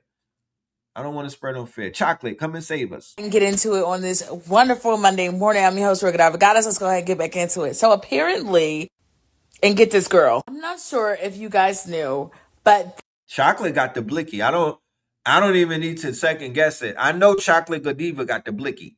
You know what I'm talking about? I know the Chocolate Godiva got the blicky. It's just giving blicky to me. You know what I mean? I know that she'll walk a nigga down. This is the president, Javier Milei. He's supposedly like Benjamin Netanyahu's like inbred cousin, brother, cousin. That's just what the streets are saying. And the streets don't be lying. So I don't know. They related, they can, or whatever the case may be. But then again, if you are Israeli, I hate to break it to you, babe, you're kin. Don't matter. Y'all all kin in some way, shape, or form. Look it up. I lie to you not. I might tell you a joke, but y'all are all inbred, okay? That being said, it's a reason why all y'all look like y'all got body parts that's from like the miscellaneous bin, like God ran out of parts or some shit like that. Like you, y'all inbred. Anyways, he is the president of Argentina, because that's not where we going. Y'all not about to get me fixated on that again. He's the president of Argentina. Supposedly, the $40 billion, if y'all remember the last time, before Donald Trump got into office, Joe Biden had, I guess, agreed to give Argentina $40 billion with the knowing that it would be stopped. The payment would be stopped by the Supreme Court or what you have it. The Treasury Department. I don't give a fuck. Either way, it didn't go through. This time, supposedly it went through. $40 billion sent over to the president of Argentina, because if you didn't know, Argentina is basically like in the shitter right now, economically. I'm not sure if it's fully in the shitter, but economically they're doing pretty bad. And this man, again, who supposedly is Benjamin Netanyahu's inbred cousin, he is supposed to be selling that land to Israel in return for that $40 billion. So all the same situation that's happening in Albania, happening in Argentina, because again, what the fuck is happening over there in Israel? Like literally it's being decimated. They done got themselves into a situation. So the same shit that happened D-Day after everything failed. We need a safe haven, right? Apparently them folks in Argentina, they wasn't having that shit. They say, oh hell no, motherfucking no, bitch, you got the right one today. Now here's the thing. We don't care. You know what I mean? We were watching that bullshit y'all did at the World Cup. We're fully aware that y'all are hella fucking racist, like unnaturally racist, like to the point where it's like literally MAGA on steroids. You know what I mean? It gives forced energy for a place whose dollar isn't even worth 15 cents of what it's supposed to be worth. You know what I mean? I expect that from you guys, but my Now hold on, sister. Let me stop you right there. I know you was in the middle watching that video, but what better way to start the second half of the year than to help make sure that we are right on track and where we need to be, and that we reach our goal, and that I can continue bringing you these videos with better equipment, better sound quality, better video quality, you name it. So help Divine News Network reach our 50% goal in the next 30-some-odd days so we can be on track and make sure that launch day is right on point. Okay? Now listen, I know this goal was ambitious, but I know we can do it. With the support of all of you guys for the past 6 months plus, I know we can achieve our initiatives and get to where we need to be. Okay? So without further ado, make sure that you are sharing this video, that you are liking, and that you are making sure that you make your donation. Okay? Listen, the time has started, and we gotta go to reach. Send them funds, girl, and let's get back to that video. I guess seeing the videos that were coming out of this situation, like how they were trying to gain traction and attention, because they burnt the American flag and they burnt the Israeli flag and was like, Argentina's not for sale, and pretty much copied and pasted the entire Albania, you know, like 73, 74, 75, 76 days now since they started protesting. It was literally copy and paste. I looked at it and was like, the videos that were coming out of the situation in Argentina was giving very much like, we want the whole world to see. We need a whole world. And the whole world's just like, yeah, we don't give a shit. You know what I mean? Like, we actually don't give a fuck. You know, this is your problem.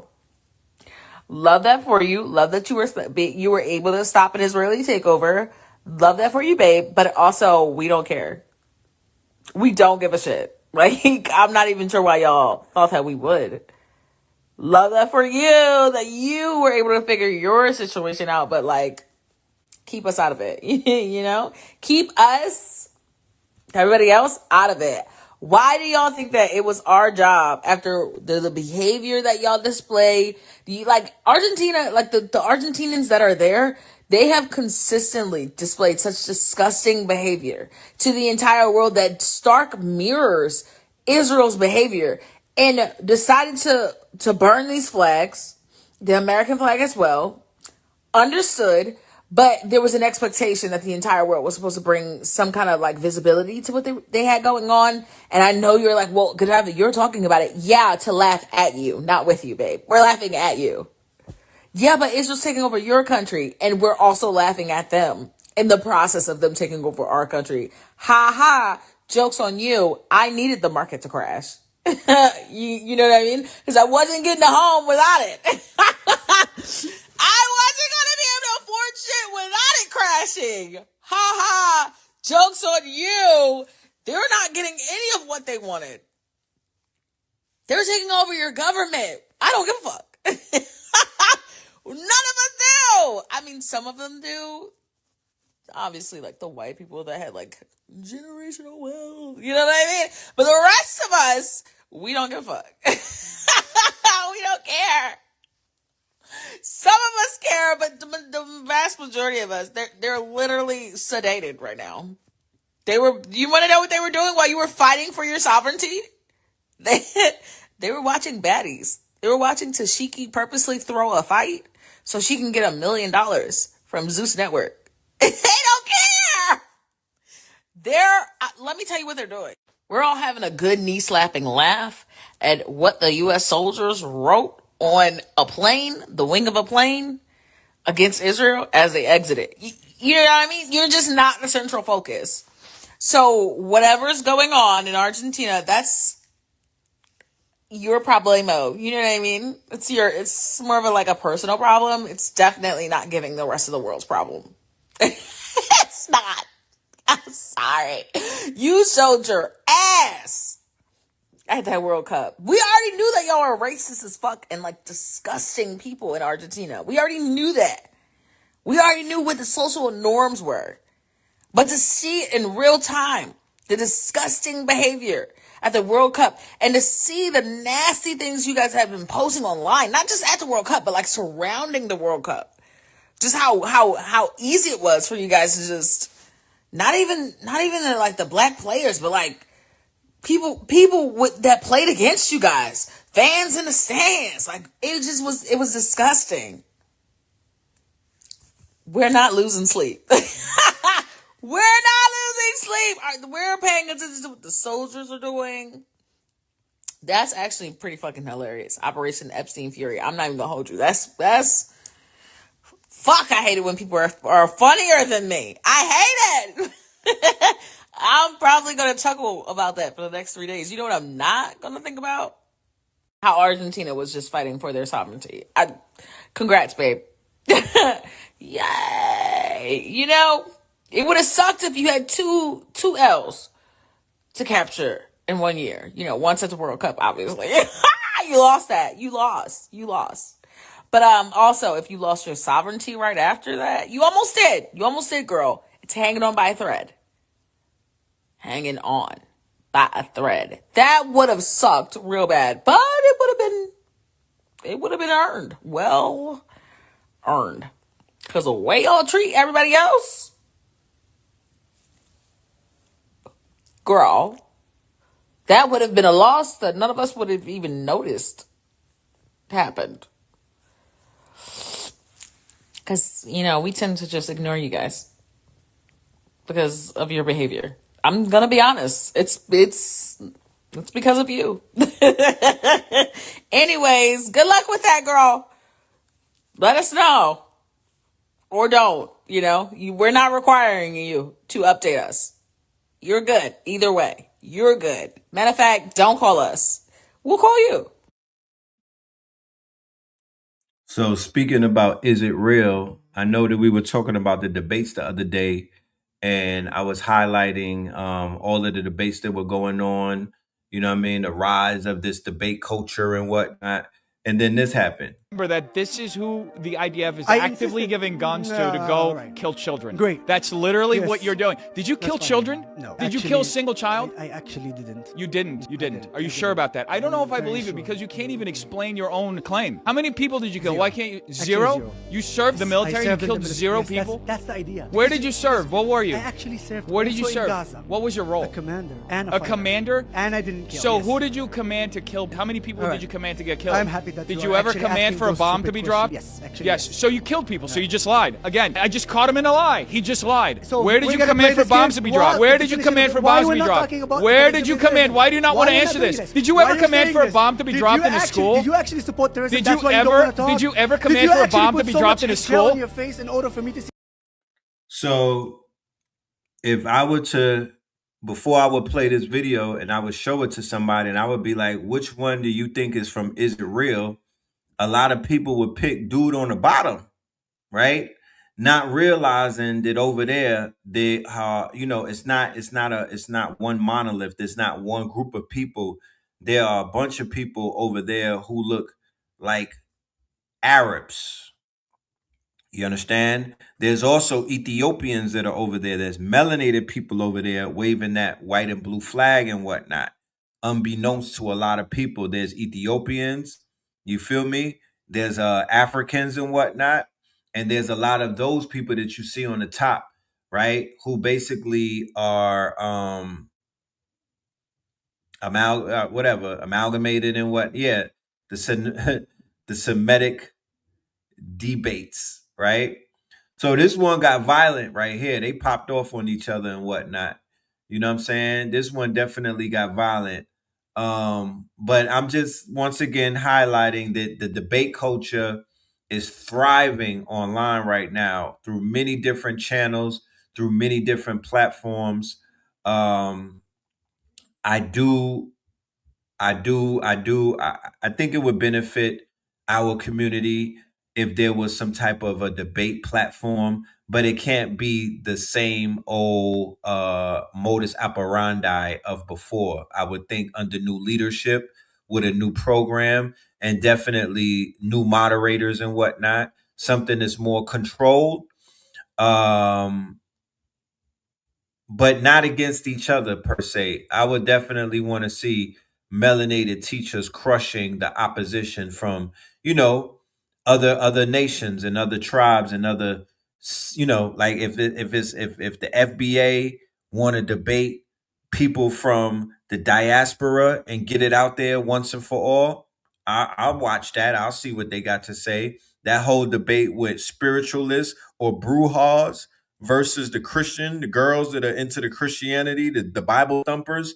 Yeah, I probably sit back and watch that. You know what I'm saying? I want to see what people have to say, but it has to be based in intellect, though, not feelings, not conjecture, not insults, not speculation, real shit, like real facts, especially in this age of information, like hardcore facts. We need fact checkers. We need real life fact checkers, real time fact checkers. This shit needs to be like a Clarissa Shields fight. We need judges with a scorecard. We need judges with a scorecard. And once it's done, it's a one and done. We don't want to hear from people no more. They need to it needs to be some shit, shut up, put up and shut up type shit. Like once this is over with, we need to be able to move on so folks could debate what the hell they're gonna be doing to prepare for 2030. After the debates is over, there needs to be more you know what I'm saying, action based, you know what I'm saying, situations. The same energy that they're putting in, or use the money that they raise from the debates, use the debates as a lead magnet, because we're in the attention economy, because we're in this new economy and whatnot. I use that as a lead magnet. Fuck it. Don't hit me with the morality shit. It's over with. Then there's no more normal anymore. We survived Fauci, my niggas. Like we're drawing outside the line. We can't. You know what I'm saying? People that try to hit us with the 2015, 18, 20 consciousness. No, that's not where we are right now. In in the procession of the equinox. We're in a different space. You understand? These are sophisticated savages running around. It's gladiator time. You know what I'm talking about?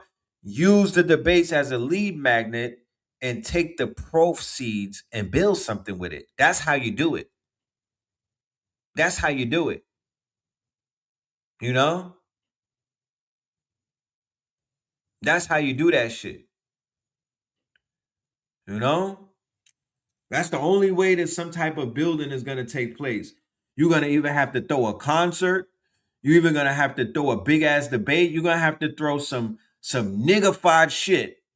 Some real low frequency, you know, I want to see blood, and then take the proceeds from that and build out something positive. And I'm not saying it's going to be negative or nothing, but, you know, Coliseum, people like sports, they get together for the sports. They getting together for debate challenges, right? Saturn is in retro. They come in for the challenges. They come in for the quote unquote clashes. They coming through for the controversy. Yeah, that's trap music. That's trap music. Take the proceeds and build something with that. That's how you balance it out. Oh, now you gotta attack me, my appearance? You've been attacking me for 2 hours, bro. I'm asking you, this is So relevant. you served in the military. You were calling them the most Palestinian? moral military ever. You can answer me. What is a Palestinian? So here's the thing. What is a Palestinian? The reason why he doesn't want to answer my question is because this guy literally bombed a school, and he won't deny it. Deny that you bombed a school. I personally, in my command 20 years ago, did not. But You personally, you hear what he said? Yes. He personally did not. He had somebody else do it. Yeah, when they show Israelis, they don't always look like that. But that is how that's how most of them look. That's how some of them look, that is. Let's continue on that trail. Let's get them out the way. Let's just wash them and get them out the way, because, you know. A bizarre day living in the occupied country of the United States of Israel. Israel is committing a genocide in That's Gaza. incorrect. That is. Because somebody would be like, damn, Red, more about Israel? Yes, nigga. The United States of Israel. Yes. I showed you that the Congress, they merged the militaries, bro. Like, what are we talking about? Israel is America right now. Like, yes, you need to understand who your ops. You need to understand who the leaders of this country, who the illegitimate quote unquote who took over this country. Yes, yes, they merged the military, nigga. What? And people still functioning like what? Yes. You need to know who these people are. They literally are trying to merge their military with your military. And do you know if that goes through, bro, I'm out of here. I'm out of here. I don't even want to be here for that. That's going to be a whole nother level of demonic shit going down with them. Once they get merged and they could walk the streets, no posse comitatus, and they could have their way over here. Oh my goodness. Are you dumb? Shit gonna be crazy. These are demons. It's actually incorrect. It has been regarded by... We'll meet Glenna Milberg. She should have her journalist license revoked and be removed from TV for spreading lies. At the United Nations and Amnesty International and even Israeli human rights organizations, including B'Tselem, there's a number definition of genocide in the UN, the UN has said this, does not apply to what many people might think as a disproportionate wartime action. To go to war with somebody, they have to have an army, navy, and an air force. They have none of that. They are Palestinian prisoners. That's what that is in many people's minds. Genocide is a very specific thing. Genocide is not only for the Holocaust. Other motherfuckers committed, like this genocidal country that is committing it right now against the Palestinians. And they're going to try to go into Lebanon, Syria, and Egypt. Actually, genocide being committed against Jewish people, not by Israel. Message to all the normal Jews out there: anti-Semitism will continue to rise if you do not speak out against Bibi the bomber in that genocidal country. If you continue to just try to blatantly lie and act like, I have no idea what's happening over there, people will continue to conflate you as Zionists, and you will be more and more hated day by day. And that's just a fact. I mean, the United Nations recently in Geneva found that the IDF had deliberately targeted women and children. There's been famine conditions imposed over the Gaza Strip by the blockading of aid. entering the Strip. There's been indiscriminate bombing of hospitals, of mosques, of churches, of... Again, I'm going to have to stop you, as that is factually not correct. That's why I'm beginning invited on TV, because he's so much more respectful of me. I'm not, what, bitch? Shut the fuck up. That is factually correct. You guys have blown up hospitals, double tapped them. You guys have killed more journalists than all of World War I, World War II, and the Vietnam War combined. You guys have constantly stopped aid from flowing in to the country of Palestine. So what the fuck are you talking about exactly? Hello? Stupid bitch. But I hear you talking about something very important to a lot of people, and certainly who think that way. But as a congressman, and I'm being told we have to wrap. Oh, surprise, surprise. Oliver Larkin says the quiet part out loud, and next thing you know, oh, we gotta cut. He's no. He's not peddling the lies that we thought he was going to. So right now we're no, Florida. You know how we rock with Zionism. Jesus, BB the Bomber's son is here. This is national security of defense, and for whatever reason, our media says nothing about it. Imagine if somebody said we should hang Zionists one by one. Like I said, you may be fuck around and thrown in prison, but they act like this isn't even said, even though this is a person that walks around with a noose pin, put on video, manhandling people from the flotilla, and they're like, we're gonna reprimand him. Yeah, with what? Most Gazans understand they have nothing to look for in Gaza. By the way, go up to the roof here. You don't even need binoculars. Anyone who looks from here understands that in the next 20 years, there is nothing to look for there. And that's perfectly fine. So it must remain an eternal ruin. It shall not be rebuilt, as a reminder of iniquity for anyone around us who ever conceives of doing to the Jewish people what these Nazis did. I always wonder if they understand that they're the Nazis, or they're just so brainwashed since birth that they really think that they're on the path of righteousness. Because, I mean, the fact that Mamdani is surrounded by who they consider terrorists and people that they want to kill and are on their kill list or have killed already, and he says, don't let them win, that would be like putting him next to Adolf, but that would be accurate. This is just false and lying about somebody that you don't like because they want to arrest you because you're a fucking war criminal. You're wondering why you stopped hearing about the attack on the synagogue? Well, it's because the guy wanted so badly to be Israeli and accepted by Judaism, and obviously once he got there, they're like, you're a goy. We don't fuck with you, get the fuck out. And then he spazzed out and started spitting on them, because that's what they do over there in Israel to Christians, and said that they were fake Jews. So a man that was so blindly supporting Israel finds out he can't get accepted by people that are actually from Israel, and then bugs the fuck out. But they call it an anti-Semitic attack. How could it be anti-Semitic if he's trying to be Semitic?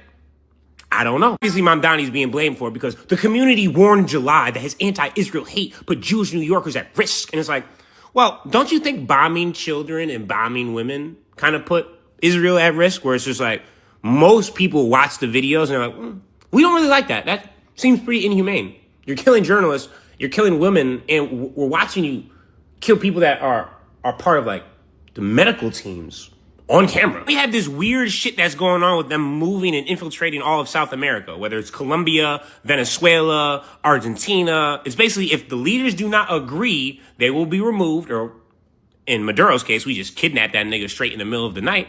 Somebody will be replaced that likes them and will establish ties with them. And now if shit really hits the fan over there in West Asia, they have a new backup spot. We're like, oh, you know, we can just move Groove Vibe Slide over to South America. They love us. It's like, wow. Unfortunately, Diaper Trumpstein is so occupied by the double Epstein files that none of this fucking matters. And they're now talking about possibilities of using a nuclear weapon because they won't raise the white flag, which is, anybody could have told you since the beginning, you know, Iran will never raise the white flag. You're going to have to put boots on the ground if you want them to surrender. And even then, they're not going to surrender. You're going to have to go kill them. And that's the only way that maybe they'll surrender.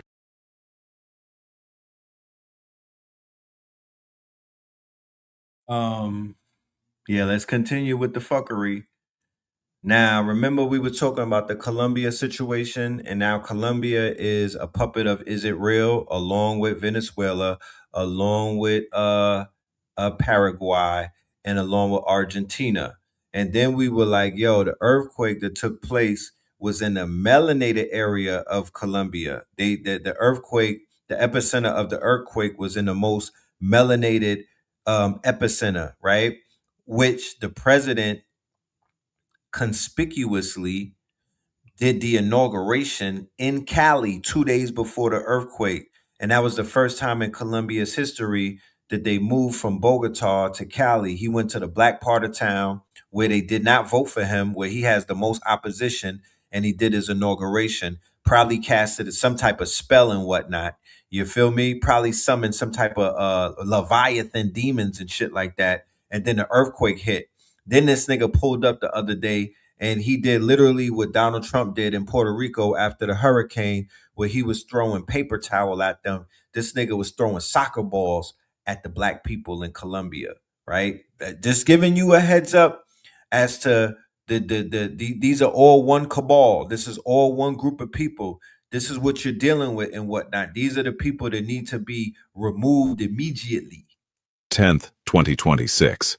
A magnitude 7.4 earthquake struck Buenaventura and the surrounding region. 6 days later, President Abelardo de la Espriella arrived for his official visit. However, he did not arrive with cargo planes carrying potable water, prefabricated shelters, or field hospitals. Instead, video footage shows him tossing soccer balls emblazoned with political slogans such as Defensores de la Patria, Defenders of the Fatherland, and his administration's official insignia from an armored vehicle into the crowd. The victim's reaction was immediate, visceral, and entirely justified. A local woman shouted directly at the cameras, "Our children are going hungry, and you bring a damn football with your logo," a logo that reportedly cost over 1 billion pesos to design. Social leader Leonard Renteria plainly stated that amid hunger and dehydration, football is the least of anyone's priorities. Let's call this what it is. Not a clumsy mistake, but a contemptuous act. When a leader tramples on the rubble where families are digging for remains and offers them a branded toy, he is not offering comfort. He is intentionally making a fool of himself. So that's what's going on. I told y'all when I went out there that they have a disdain for the Moors. They have an inbred disdain for the Moors. They hate the Moors over there. They have a nigger gripe, a Moorish gripe. You feel me? And that shit played out like clockwork. You know what I mean? And this is the beginning of them letting their fangs out. You're gonna see more of their provocations against melanated people. And, you know, unfortunately, that's going to be what it's going to have to take to wake a lot of people up in that region who probably was, you know, being enticed by the gringos and under the spell of the conquistadors, right? It's going to wake their asses up because sometimes you have to get shooken out of your sleeping state to wake up. But yeah, they're going to have them people up in arms and whatnot. You feel me? Lakers just sold for $12.5 billion, and everyone is arguing a little bit more with these people and the way that they out here washing their money and moving all of that bread around. $24 billion for the Lakers. The Lakers just sold for $12.5 billion, and everyone is arguing about the buyers, the timing, and the investigations. Like, I'm not inside that deal. Neither are you. Forget the conspiracy for 1 second. That transaction simply exposes something nobody talks about when money gets this big. Like, successful people do not stop having patterns. Their patterns just become more expensive. When you're broke, a hidden pattern might cost you $500. When you're successful, it costs you $50,000. Give the same unconscious identity access to real leverage, and now it has millions or billions of dollars of runway. Like, that's why people with money are sometimes the hardest to diagnose. They can afford to survive their own patterns. You call the avoidance discernment. You call the control standards. You call the fear risk management. You call the inability to trust anyone leadership. And because you're still making money, nobody questions it. Especially you. Like, success didn't heal the pattern. Success gave the pattern a bigger budget. Like, if you're making enough money that your pattern stopped looking like problems, comment, scroll below, or hit the link in my bio. The scroll scan is not another abundance exercise. It's a mirror for the identity making decisions with the money, influence, and leverage you already have. Because the question at your next level is not, how do I make more? It's, who is making the decision when I do? Right, Bruzy. Crazy breaking news. They finally did it. NVIDIA just convinced the entire world that GPU compute is an investable alternative asset class. Not yet. We're going to get to the AI shit, brother. Not yet. Not yet. Not yet. Remember that this. Did you guys see what happened in Argentina over this? Bizarre day with I country of the United States. Remember that this is you can shut up, you genocidal freak. Shut up, you genocidal. Shut the up, you genocidal freak. Shut the up, you genocidal freak. Absolutely coward. Part 2 of the debate. This is part 2 of the debate. Yeah, they out there popping off and shit. Shut the up, you genocidal freak. Shut the up, you genocidal freak. Absolutely coward. You can't do my brother. Dude, stop it, stop it, stop it, stop it, stop it. You wanna play?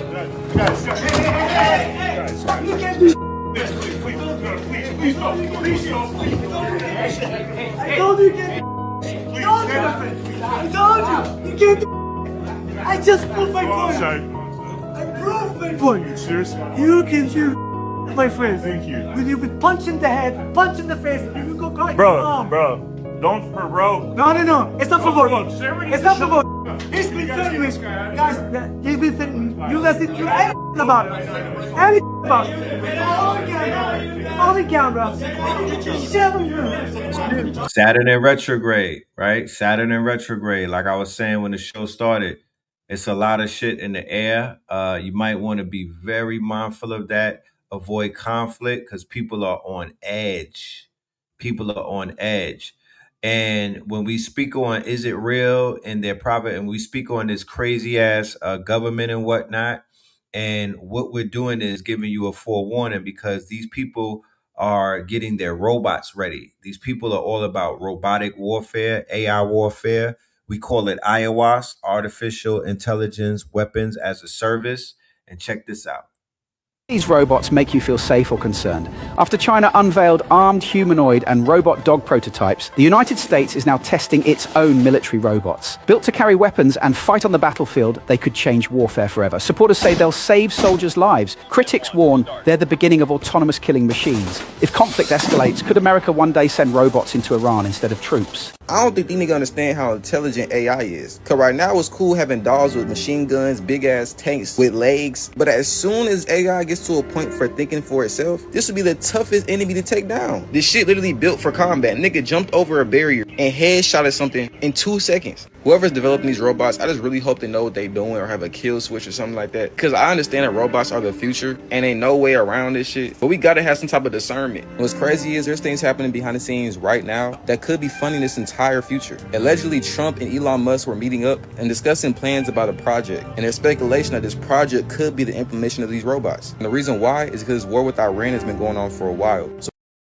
I've said people it think that before. Trump is trying to put his That the war that you see going on right now is called Operation Southern Spear. It is an AI war, okay? It is an AI war. When you read the Wikipedia, it explains that it's an AI war.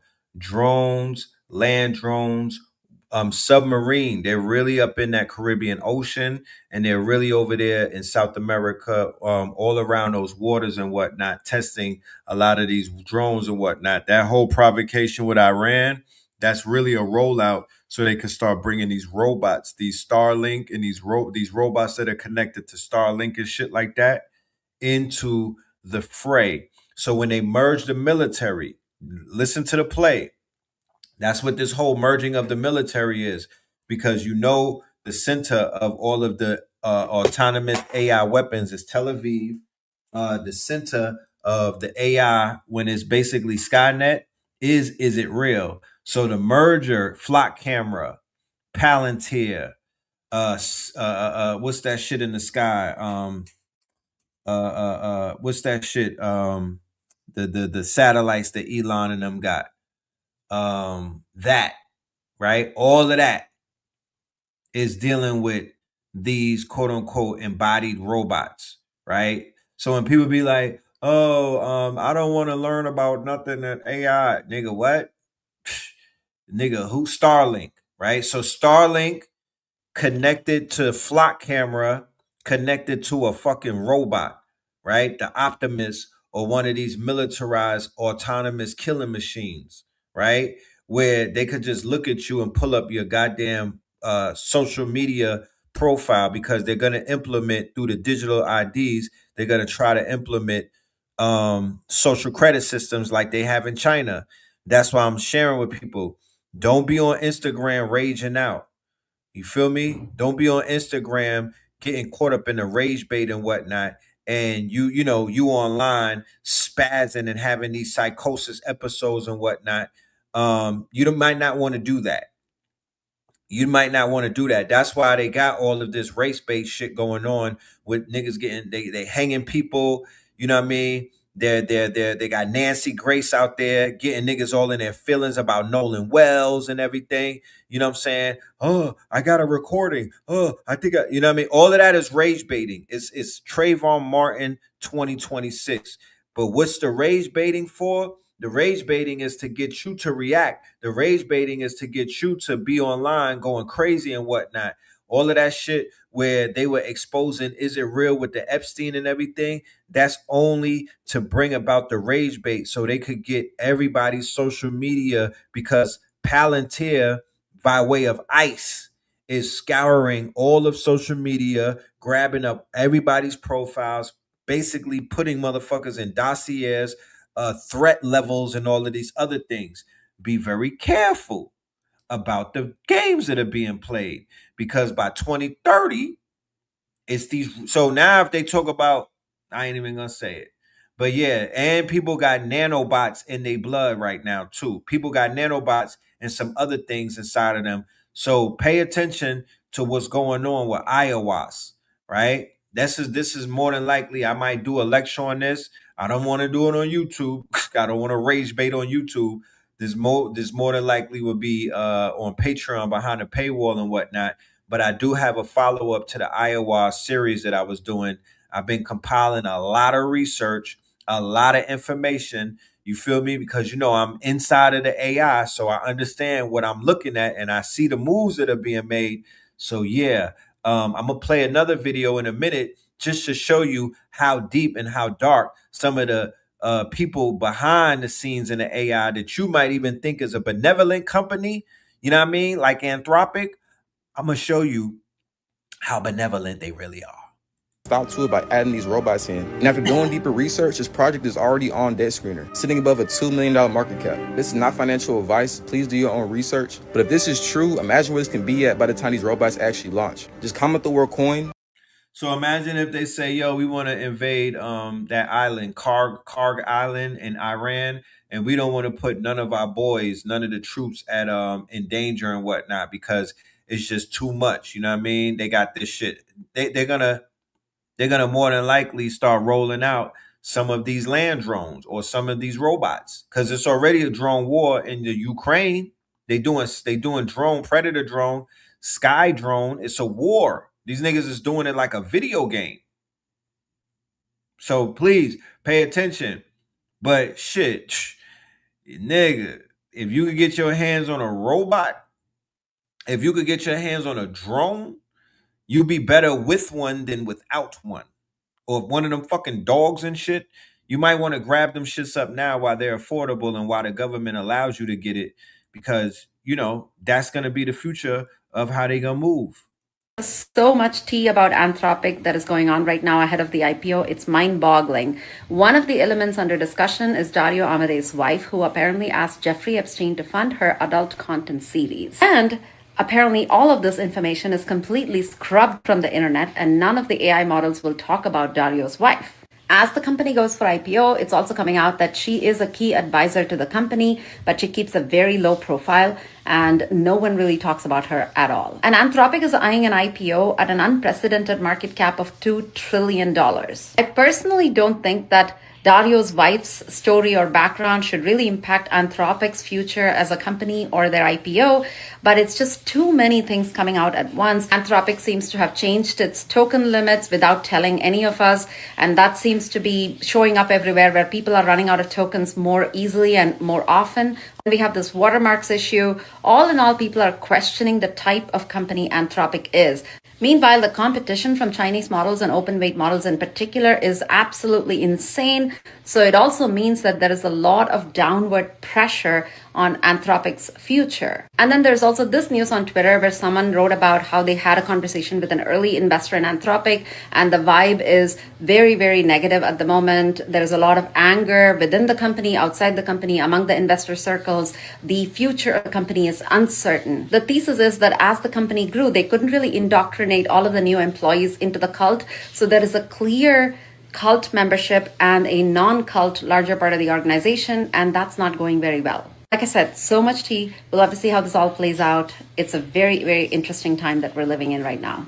So Anthropic is about to file their IPO, which probably will be one of the biggest IPOs in Wall Street history and whatnot. But as they are closing in on their IPO, they're being exposed for a lot of the fuckery and a lot of secret things. The head dude in charge, the CEO, his wife, basically was linked up with Epstein and whatnot. She was linking up with Epstein, and they were doing some nefarious shit behind the scenes and whatnot. And that's just one of the main. That's just one. I mean, when you really think about it, Anthropic was behind knocking off the supreme leader in Iran. Anthropic was behind getting Maduro out of Venezuela. Anthropic was basically that whole war in Iran. They were using Anthropic. So that company be trying to act like, you know what I mean? Claude is trying to act like they're clean.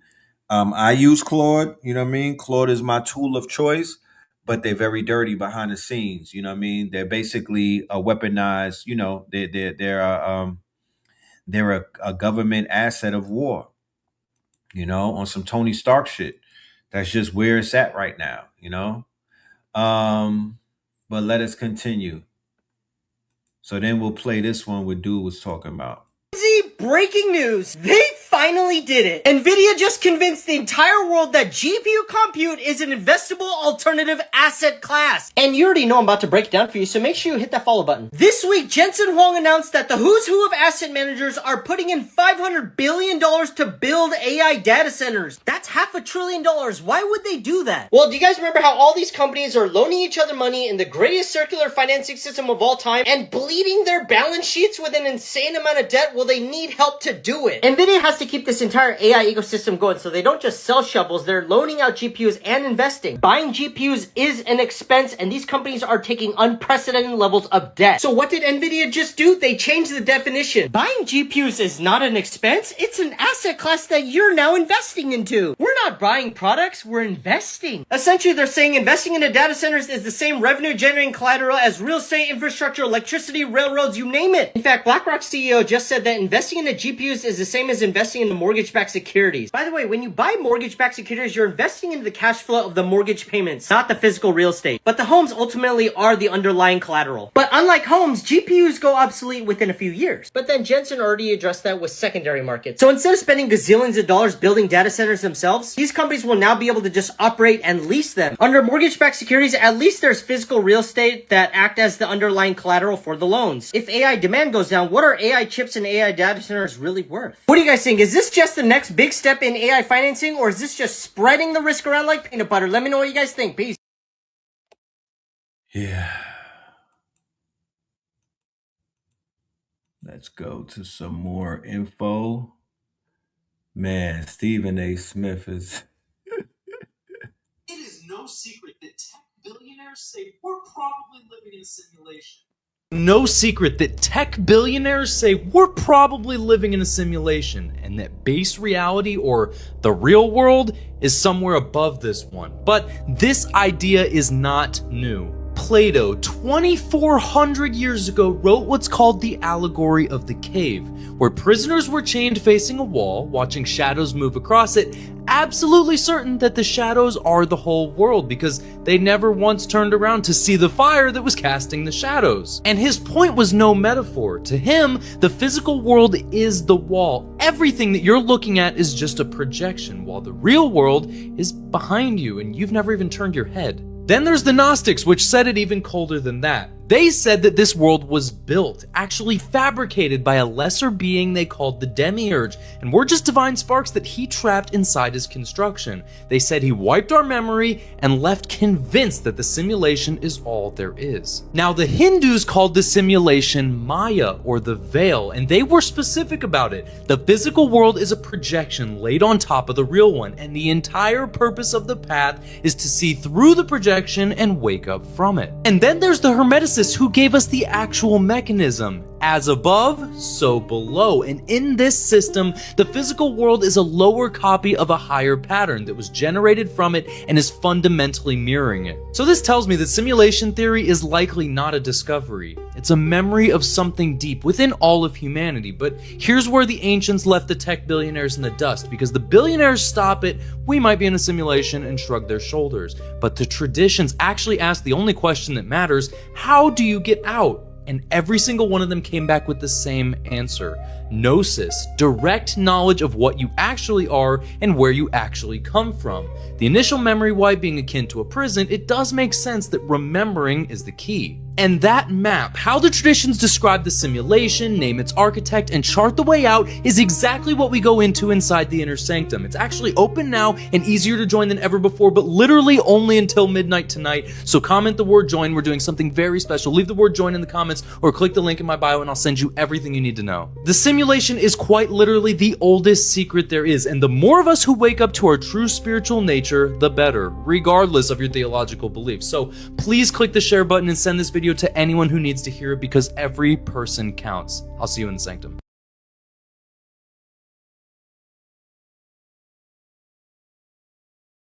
The collapse is taking place as we speak. Right now, these dark entities are starting to be exposed. The matrix is starting to crumble. And what it is, you guys, is that it's these dark entities, all right? It's darkness. This duality is very true. There's light and there's dark. There is darkness in this world, and it is being exposed right now. More truth is flooding into the planet.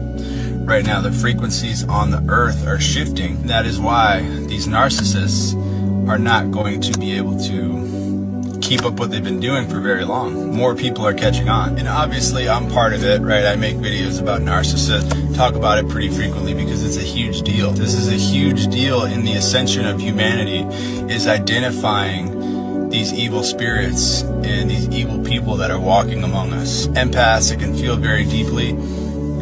We have been traumatized by these people our entire lives, and so many other people have been traumatized by these evil spirits their entire lives. And so it's a huge deal, man. You know, and there's people that might see this video and they're like, what the hell are you talking about, dude? Like, there's still people that are still asleep to this stuff, and they will say narcissism is a buzzword and like you're overreacting and all this stuff, because not everybody can feel these energies.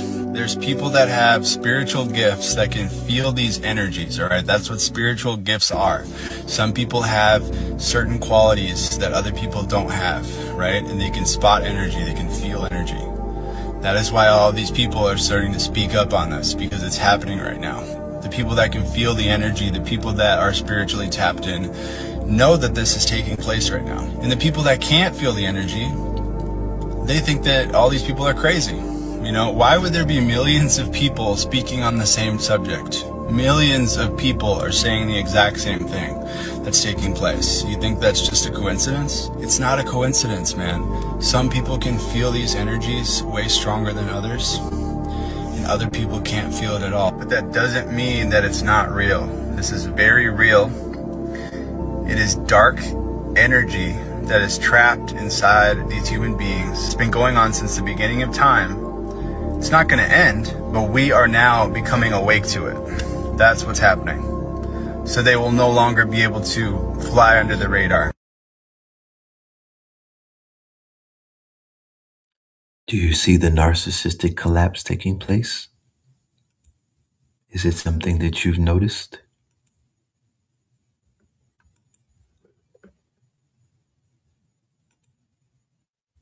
Does anybody know about that? Trump is injecting Christianity. And while he says that, we still have this shit to deal with.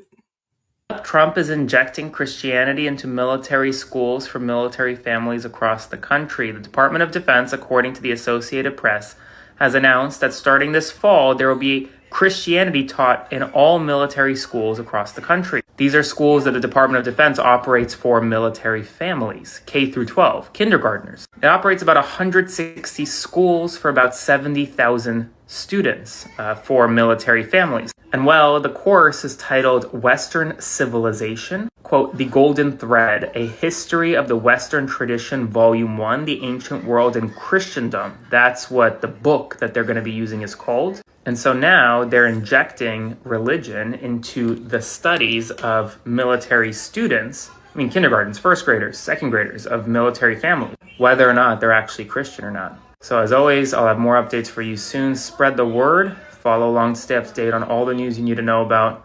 There'll be more to come very soon. It's interesting to me because what you mean you paying for your friends? But Penn State here, hello, y'all got some special white breed EDs. Y'all was drug running? And not just like regular shit. The Whites, Breaking Bad, Jesse Pinkman 2.0s. For the love of the fucking game to get into a fraternity. On it, Operation Drugs Unlimited. When they have an operation going, most of the time that means you guys are fucked. And basically they track kilos of cocaine moving from New York and Philadelphia. And they're like, oh shit, a lot of it ends up at Penn State, at these specific two fraternities. Then these two would take the pledges and be like, hey, if you want to be pledges here and make it into this fraternity, yeah, you have to cut that cocaine right there, bag it up over there, and start selling it. And every time we have parties, you already know, start moving, grooving, vibing, sliding, stay on the low, and we're gonna keep this operation going. Now you guys are fried. Cops here got arrested because he obviously was just concealing information from the cops when they came and said, yo, what's up? What's going on, son? I don't know. I have not. You don't know? Yeah. Seems like he was keeping the cocaine here. Seems like you knew about the cocaine. He was like, well, yeah, come with us. And the rest of y'all, the snitching begins now. Everybody gonna start turning on each other. Y'all parents is all telling you, prison's not for you. You know what happens when you get fucked in the ass. And so I know y'all gonna be like, hey man, he made me. They said if I didn't start cutting this shit up, I could get beat up. I don't know. I felt like I was joining a cult, which is, you know, fraternities, cults, very, very close. You guys do some iniquitous things to get into these fraternities that a lot of you guys keep on the low and keep silent. Well, I've heard some stories from some of my white friends. I'm like, wait, excuse me? They was trying to make you do what exactly? Actually, I had 2 different cribs, 2 different fraternities. And on top of that, the pledges have already said part of them trying to get into the fraternity was cutting and bagging that shit up. Watch them not get no time, more than likely probation. Another example, like we needed anymore to remind people, right, that this shit is about classism. This ain't about no justice. This not about law and order. This not about lock up the bad guys. No, nigga. This is about you could do what the F you want to do. Just don't get caught. And even when you do get caught, just have the right lawyers and your ass will be able to walk away without that, with a slap on the wrist. Meanwhile, they handing out 60, 70, and 80 to mother effers from the hood who got duped into thinking that they could play that game and whatnot, not realizing what type of game this is. This is a classism game, and you are at the bottom of that totem pole, and this is trap music. These traps are set for your black ass and nobody else, to be honest with you. They set for you. And yeah, you got a bunch of white people that get caught up in it and whatnot because they just natural fucking rebels and shit, like they just naturally criminal minded and whatnot. The trash part, but it's classism, so that's the trash. They take the trash out. They don't care about the color of the trash. White bags, black bags, and everything. It don't matter. It don't matter. So basically, you guys were running like a fucking drug-related sweatshop. And, I mean, did they not make it if they couldn't bag this shit up? Because they're like, we're going to lose some money with this fucking idiot. Yeah, he looked like a cinch. We can't have him in here. I mean, well, good luck being Walter White. So we have our dickhead crime of the day. Bro was working at Shake Shack. On his day off, he robbed the Shake Shack he was working at. Literally robbing the people that he worked with. And they were like, wait. He didn't even try to change his voice. We know who that nigga is. So obviously, they called up and, yeah, we pretty sure he just robbed us for $3,000. $3,000. You're gonna go to prison over $3,000? You could have just made that at Shake Shack in like, what, 6 weeks or something? I mean, I guess one day, but like, then he came back to work. Oh, what's up, y'all? And they was like, what's up? Nigga, you just held us at gunpoint. Yeah, the cops are on the way. Booked, charged. Dickhead of the day. I mean, you slow as fuck. Shake Shack? Robbing your own spot on your day off? Dickhead? Goodness gracious. Yeah, that's nasty work. That's nasty work, bro. America's dumbest criminals.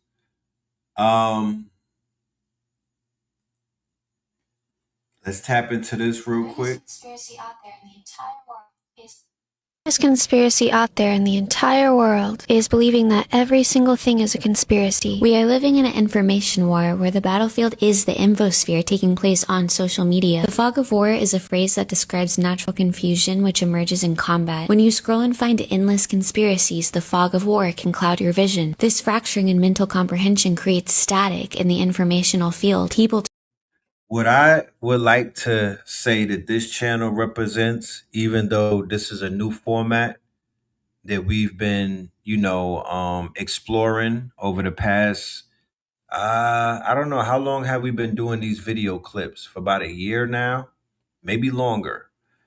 I am trying my best to be as non-conspiratorial, right? Because people might be like, yo, Red, you don't cover this and you don't cover that. And it's like, yeah, because I don't like conspiracy. It's niggas in the feds with conspiracy charges. Like, I don't want to add on to the fog of war. I understand that we are in an information war. And I'm not saying that every single video clip that I'm playing that I could stamp that all of these people are speaking 1000% facts. But I do fact check the majority of the information that's coming through this channel and whatnot before I even put it up. And I'm not up here, stretching the imagination. Like I don't reach a lot. You feel me? I'm not throwing my arm out and I'm not trying to utilize the trust that you guys have in me to have you believe whatever I say just because I'm saying it.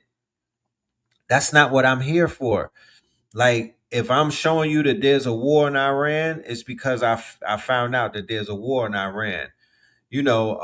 I'm trying to stay within that line without trying to be too deep because I don't feel like I have too much to prove and whatnot. When I do my lectures and when I'm behind the paywall, I try to stay far away from playing clips. It's my research. It's my deep diving. It's what the hell I'm getting into.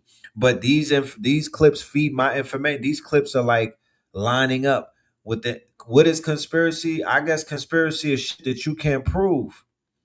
Conspiracy is things that are like really far-fetched. Conspiracy is like, and there's a lot of conspiracies that have come true. You know what I mean? And I'm not taking nothing away from the conspiracy theorists and whatnot. That's not what I'm doing. Please, I don't want to misinterpret my my stand and whatnot. I don't want to misinterpret what I'm saying, my disclaimer. You feel me? But this lady right here in this video, she's speaking about the fog of war, and she's speaking about, the deluge of information that's going on. That is a part of warfare, because warfare, and we spoke about this on the last show, you got to remember, even with Is It Real, they say warfare is deception, right? And 90% of warfare is deception, and it is propaganda, okay? And information is warfare. It gets physical later on, but it starts in the mental plane. It even starts in the spiritual plane, but it trickles down to the mental plane, which trickles down to the informational plane, right? So information war or information or what they call intellectual warfare is literally a real thing. Intellectual warfare is literally a real thing. henceforth why they were so up at arms and they had that man in the UK take his own life and whatnot because he was in Cambridge and whatnot. They gave him all of these titles as being this quote unquote intellect, and his word was held a lot of weight, right? The professors and the scholars and whatnot, right? The reason why they would demean. I remember all the way back in the days when they went after Dr. Leonard Jeffries at City College and whatnot, and they were trying to wash him up. I remember they trying to go after Dr. Benham, right? Because they understand that intellectual warfare could dismantle their system and whatnot. They hated the mind of Malcolm. They hated the mind of the nation through Elijah. And they hated the mind of Khaled, of Louis Farrakhan, all of these intellects. That's what they feared. They literally have it on record through the CIA that they fear consciousness the most. Not the conscious community, just consciousness, awareness, right? Because you could collapse the wave once you become aware of some shit. You be like, nah, that's not real. Collectively, we not jacking that. And once we not jacking some shit, it will dissipate. A lot of the things that are being held together is being held together through the glues of ignorance. That's why I'm like, yo, the debates that I'm seeing right now that are going viral, the reason why they're going viral, maybe because niggas is popping off and whatnot, but they're going viral because they're getting put on these bigger platforms, like the 20v1 where the girl Jasmine debated the Christian, the Bible thumpers and whatnot. The debate that Candace Owens had where she crushed that dude from TPSU and whatnot. She got 4.5 million views on her YouTube channel. Remember, Ross Ben spoke about Candace Owens, and literally the next day he was on Third Eye Thursdays. She did the debate on Friday. I talked about it on Saturday. Literally, she has her foot on the neck of your sworn enemies.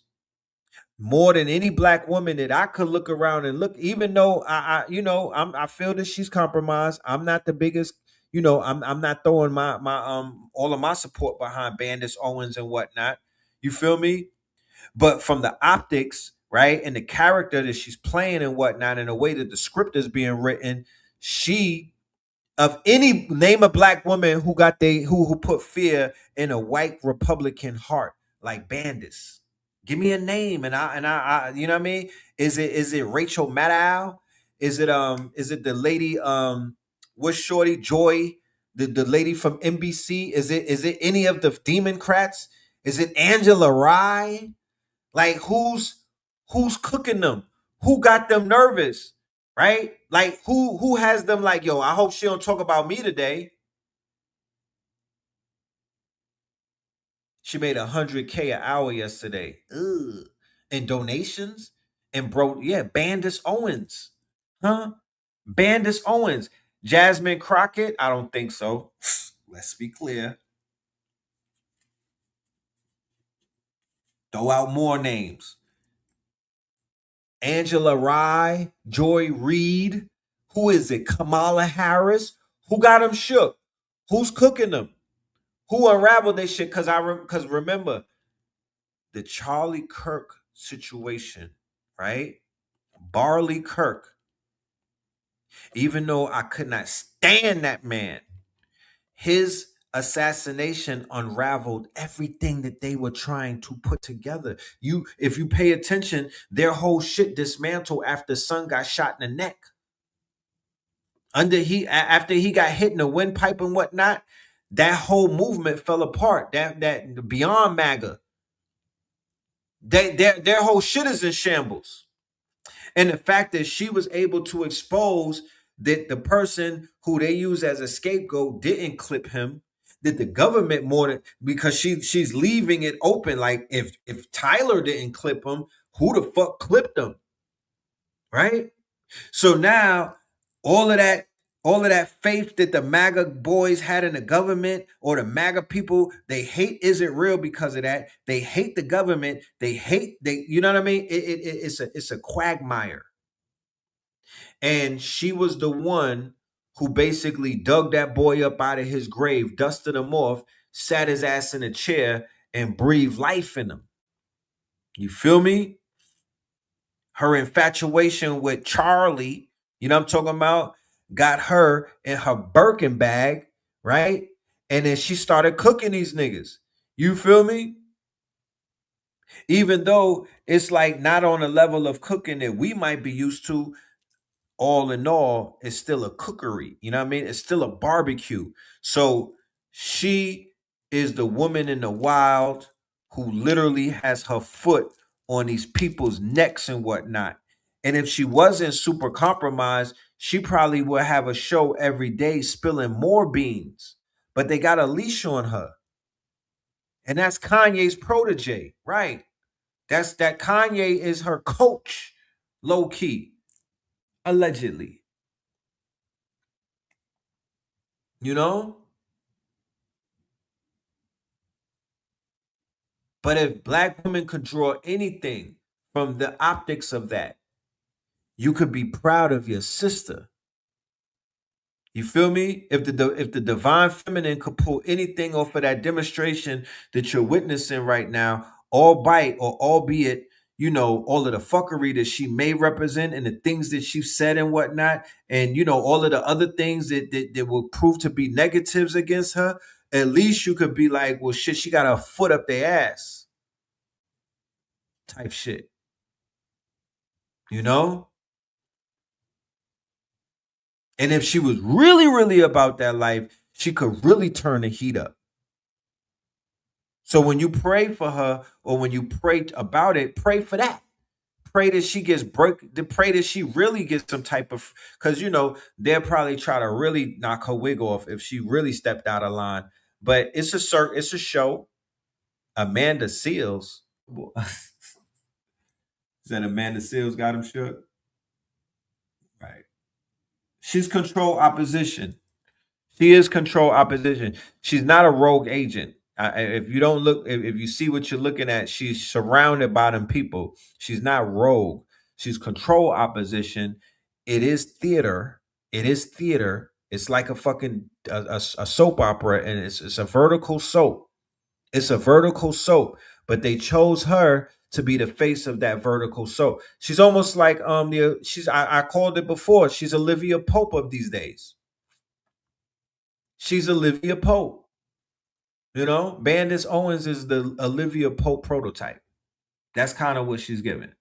Turn cynical, believing everything is synthetic or unreal, including forces like nature or God. If you don't have some form of solid perception, you have no determining factor nor will that you can use as a catapult towards the momentum of your destiny. If your timeline stagnates, if you're a slug and you stop moving, you are everything they've always wanted you to be, because you have no power. And this idea of determining no power comes from the false notion that everything is pretend, We are most likely in a simulation. that no one's real, that there's no hope, that there's no collective destiny that we can all come together and defend and activate. You have to simply use your brain. If they're trying so hard to poison people, doesn't it mean that who tries to poison us sees us as threatening? Even a snake would be more calculating in the amount of venom it excretes into the veins of those it bites, meaning even a snake would be more gentle. The degree to which these people try to poison our reality demonstrates that they are highly fearful of us. Therefore, falling into the tactics they employ, believing that everything is corrupt, hardening the heart, is akin to a slave resenting the slave master while mimicking the master's patterning. We must abandon the so-called masters, the elite class, by refusing to be like them. Cold hearts create a human winter, and stagnating humans create a sterile world, closing ourselves off to the bounty of beauty in this realm. Well, that's just like the highest form of self-poison, and that's exactly what they want. Even Machiavelli said make mistakes of ambition, not mistakes of sloth, because at least ambition was trying. At least you tried.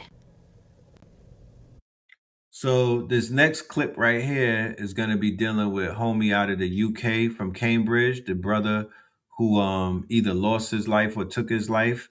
But yeah, there was a big rally today in the UK for people showing unanimous support for the brother and whatnot. And that just highlights, it just highlights the attacks that so many people in both academia, right? The same way that they attacked melanated women with DEI, the same way that they chased our people up out of the federal workforce this year, the same way that they started cutting all of these jobs off and just sending people to the gallows and shit like that.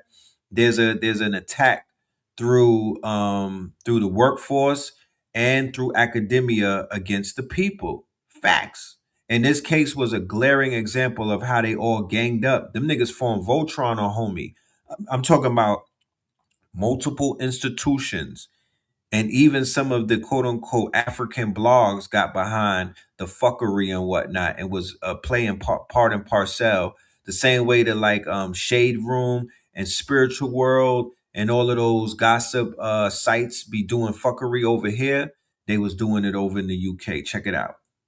Is 41-year-old Jason Ade. A few days ago, he was found dead at his home. He was a professor at Cambridge University. He was accused of plagiarism, then hounded by the British media with an astonishing 249 articles in 22 days. Jason resigned, saying he had reached the limits of what any person should reasonably be expected to endure. 188 of those 249 articles came after he resigned and said this. 9 days later, he was dead. But Jason's death also confirms what many black people in the UK already know. The society is outrageously institutionally racist, and the media is one of the hammers used to maintain that framework. Pay attention. The day Jason died, 1:01 a.m., the Mail runs a psychiatrist speculating about a condition that might explain him, a psychiatrist who had never met him. 3:11 p.m., the Telegraph publishes another piece contesting Jason's account of his own childhood. 1 minute later, at 3:12 p.m., the ambulance is called to his address. 6:12 p.m., the Times publishes a column mocking him. Jason is already dead. 8:40 p.m., the Times publishes his obituary. Wow. In 2023, Jason became the youngest black professor in Cambridge's 800-year history. I hate saying that because blackness isn't some handy. And when we talk about Cambridge, right, and Oxford, these were the universities that were formed as a result of what they call the translation schools, right? So what they did was they were able to attain manuscripts, well, going all the way back into Andalusia and the Iberian Peninsula. The Moors, right? They opened up these quote unquote schools. It was under Alfonso X, was one of the emperors or one of the kings, Alfonso X. And Alfonso X, he was the one who was creating, it wasn't universities back then, and it wasn't colleges back then. They were known as translations. They were translation. They were facilities where books were being translated, right? So they were translating Plato. They were translating the Greek writings and whatnot. They were translating books out of Kemet. They were translating books that were written in Latin and whatnot. And inside of these quote unquote, the aristocracy would pay for their children to go and learn arithmetics, all of the liberal arts and things of that nature. That created what we know as the Ivy League colleges. Okay. But those colleges were born off of the stolen manuscript of the Moors. They were stolen. They were born. They were created based off of the writings. We're talking about before the writing press, before the printing press. Before the plethora of books were able to be created and whatnot. Back then you had these handwritten books. Books were way more valuable. Intellectual, all of that stuff was held at a highest regard. They didn't have movie theaters. They had theater, but they didn't have movie theaters and things of that nature, right? Yeah, Toledo, Oxford, and all of that. So in 800 years, he's one of the youngest melanated Moors, basically, to hold a position in their distinguished schools and whatnot. Is already dead. 8:40 p.m., the Times publishes his obituary. Wow. In 2023, Jason became the youngest black professor in Cambridge's 800-year history. I hate saying that because blackness isn't some handicap to be overcome. Almost immediately came the cries of DEI and wokeism. This is Nathan Kofnas, a self-described race realist who left Cambridge in 2024 after arguing that in a meritocracy, meritocracy, black people would disappear from almost every high-profile position outside sports and entertainment. His July blog post attacking Jason lit the fire. Then the Telegraph published an article titled "Cambridge's Diversity Poster Boy in Plagiarism Row." They knew that was like throwing raw meat to ravenous racists across the country. I'm not saying I know Jason was innocent. Fine, investigate him. Fire him if necessary. But the plagiarism was just the excuse. They went after his books, his visiting professorships, his marathons, his charity work, his childhood, his autism. They chose the target first, then built the case against him. This is William O'Reilly, a Cambridge associate professor found to have plagiarized his own undergraduate student. You ever heard of him? Did journalists investigate his childhood, his health, his entire life? I don't care whether Jason Ade was guilty. Academic misconduct deserves academic consequences, but the British press turned a black man into the centerpiece of a national anti-DEI witch hunt. And to the journalists who participated in this, white and black, you should spend the rest of your careers and lives in infamy, but I'm sure you'll sleep well at night. You need to have a soul not to. Jason, your life mattered and society failed you. Rest in peace. So today, as a result of this story right here, he had a resounding, you know what I mean? And it's like in hindsight, people come out and support you, but it's like he might have needed that when he was going through what he was going through. But nonetheless, they showed up in droves, right? To support him. You know, once again, they got melanated people pissed off, you know, right? But once again, these are all wake-up calls for people that are living in a fucking dream. These happen to be these wake-up calls that people who are in a stupor sometimes need. They need these wake-up calls. And I hate that it has to come at the despair of people who look like us and what. I hate that it has to come at the fall of grace of people that look like us. But you know, how else are people gonna wake up in this world where people are so numbed out and they're so numb? Society has us desensitized. You feel me? So shock and awe is literally the last fucking thing left that's gonna wake people up. Unless you wake up on your own, like all of us have waken up, we don't have to go through shock and awe. We don't got to get buckets of hot water thrown in our faces and whatnot.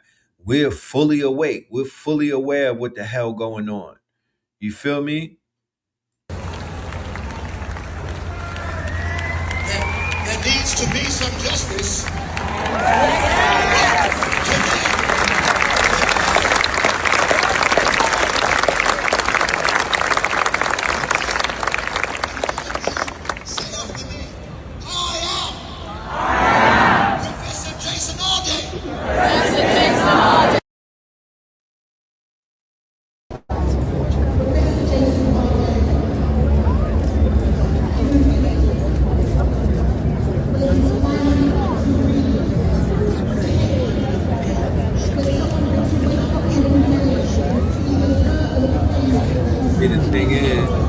Situations, they should have things like this when he's alive, right? Because right here, this is all energy harvesting. Somebody is drinking those tears and whatnot. Somebody is drinking those tears. They need to hold rallies. They should have held a rally for that man when he got fired or when he resigned the next day to show solidarity and whatnot. Because literally, that's the type of support that he needed. But this is a reaction to the situation, and that's not good enough. Fuck that.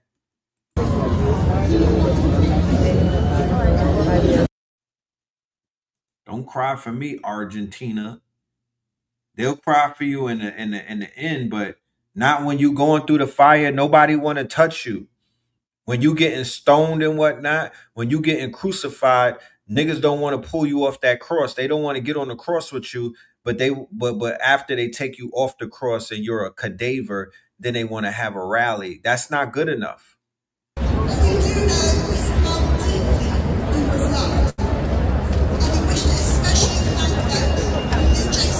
not good enough.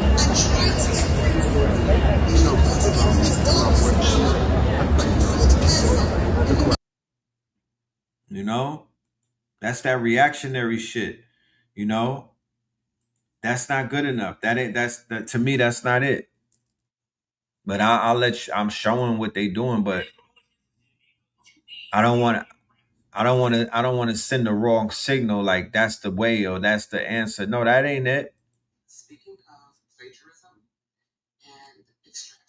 Speaking of plagiarism and extraction from Black bodies, this book, The Tyranny of the Meritocracy, was written in 2015 by Lonnie Guinier, a Black woman, Harvard law professor, the first Black woman Harvard law professor. And no disrespect to anybody out here. My father is a professor. Well, he retired. So I'm not taking no shots at the educated Black bourgeoisie class and whatnot. But that shit that we just saw, that's that educated Black man shit. You know what I mean? That's when niggas get too educated that they forget, you know, and then sometimes when you're dealing with the knuckle draggers, you know, they just go off of the straight emotion and tear shit down and whatnot. But it's like they've gotten our people so programmed in this fake ass intellectualism, you know, what do they call that? Respectability politics type shit and all of that fuck shit. The people are so sheep-like. The sheeple are so, they got our people so trained everywhere. This is what society is doing. They have people super docile, you know, super docile, to whereas they're not going to buck. They're not going to knuck if you buck. They're not going to. That's why, you know, I'm watching Clarissa Shields boxing and I'm like, that shit is, you know what I mean? Like, I would rather see that than all of this passive shit. Like, I want to see white women get knocked the fuck out. Like, when she punched her through the ropes, I was like, ah, shay, nigga, I lit a candle, nigga. The fuck? You know what I'm talking about? What the fuck? You know what I mean? Like, I need action. I need mittens. I need paws, my nigga. You know what I mean? Like, I don't need that passive shit. Is not. It's not cutting it. Not in 2026. Hell nah. Not post Third Eye Atlas. Like, turn the fuck up if need be. All of this passive shit, y'all already know what it is. Let's stop playing games. Tenured Harvard law professor. In 2020, her colleague, a white man, Michael Sandel, another Harvard professor, wrote a book called The Tyranny of Merit. Exactly 5 years later. What did Harvard do? They celebrated his book. They wrote numerous articles praising his book. In 2020, almost like hers never existed. A Black woman wrote a book in 2015 called The Tyranny of the Meritocracy at Harvard Law School. 5 years later, another professor, a white man, writes another book with an almost identical title with basically the exact same premise. And he was praised, celebrated, almost like the entire goal was erasure of Black scholarship. Not so fun fact. Did you know that during slavery, slaves, enslaved Africans, enslaved Black people were not allowed to invent things? But they invented things because, you know, they're human beings and humans invent things. Everything they invented became the intellectual property of the white people that were enslaving them and trafficking them. The white people would get patents of their inventions. Some of those white people are millionaires and billionaires today. Their families are millionaires and billionaires, white generational wealth, because they took credit for the intellectual property of the people that they enslaved and trafficked. Not much has changed. Nothing's changed. Not much, y'all. But listen, to everybody in the building, I have some good news, ladies and gentlemen. We have Ras Ben coming up. All right. We have the God, the legend, the prophet, the master teacher. All right. He will be here in the building for my Patreons at the end of this month. Now, if you know anything about the predictions of Ras Ben, he literally laid out 2026 in a lecture that he did in December. It was him and Ra Aku for the winter solstice. How many people were in the Zoom? How many people were in the building for that lecture? Right? So what Ras Ben was able to do, he was able to lay out the entire quote unquote the months leading up to the Jason months. That was his predictions in his segment. He was showing through the precession of the equinox. He was showing through the method and the formula that he uses on what 2026 was going to be about. He predicted the earthquakes. He was predicting the swarms of earthquakes. He was predicting he talked about Bandis Owens. He spoke about her on the show the other day, right? He talked about Bandis Owens, and the next day after he spoke about her, she popped back into the quote unquote spotlight with that debate. He did a lot. He spoke on a lot, and I'm going to be premiering his segment of the lecture on this channel. If not tomorrow, then it will be on Wednesday. I'm going to premiere that lecture. It's behind a paywall. I'm throwing it right on the YouTube so all of y'all can watch that. If you're not in the Patreon, I'm inviting you to be a part of it as well. And we're also weighing out if we're going to do it in IRL, either in Philadelphia or New York, right? On the 29th, which is a Saturday. So if anybody in the building wants to be a part of that, this is going to be the early bird special. You know what I mean? I'm going to throw up I'm throwing up this Cash App. Anything over $20, you'll have yourself a ticket. Make sure that you put your email in the quote unquote description. It's not going to be that price moving forward. This is the early bird. You'll get access to it. This is what we're going to be doing for y'all tonight. But I want you to be in the building. So what this is going to be doing right here, this next one that he's going to be doing, this shit right here, this is going to be helping anybody with the 2026 prediction market. Not to say that you are outside on Poly Market or Kalashi, but it's going to help everybody in the prediction market if that's what you do. 11-11, y'all. 11-11. 11-11. All right. 11-11. Go ahead and grab your ticket. All right. And I look forward to seeing y'all in the building. We're gonna close this thing out with the with the new song called Disclosure with me and Cambada off of the Voltron album. And I'm gonna put the QR. I think the QR code for the album is right. We are 666. That's the number of people we got up in the beat. 666 at 11-11. You can't make this up. Come on. To this day. To this day.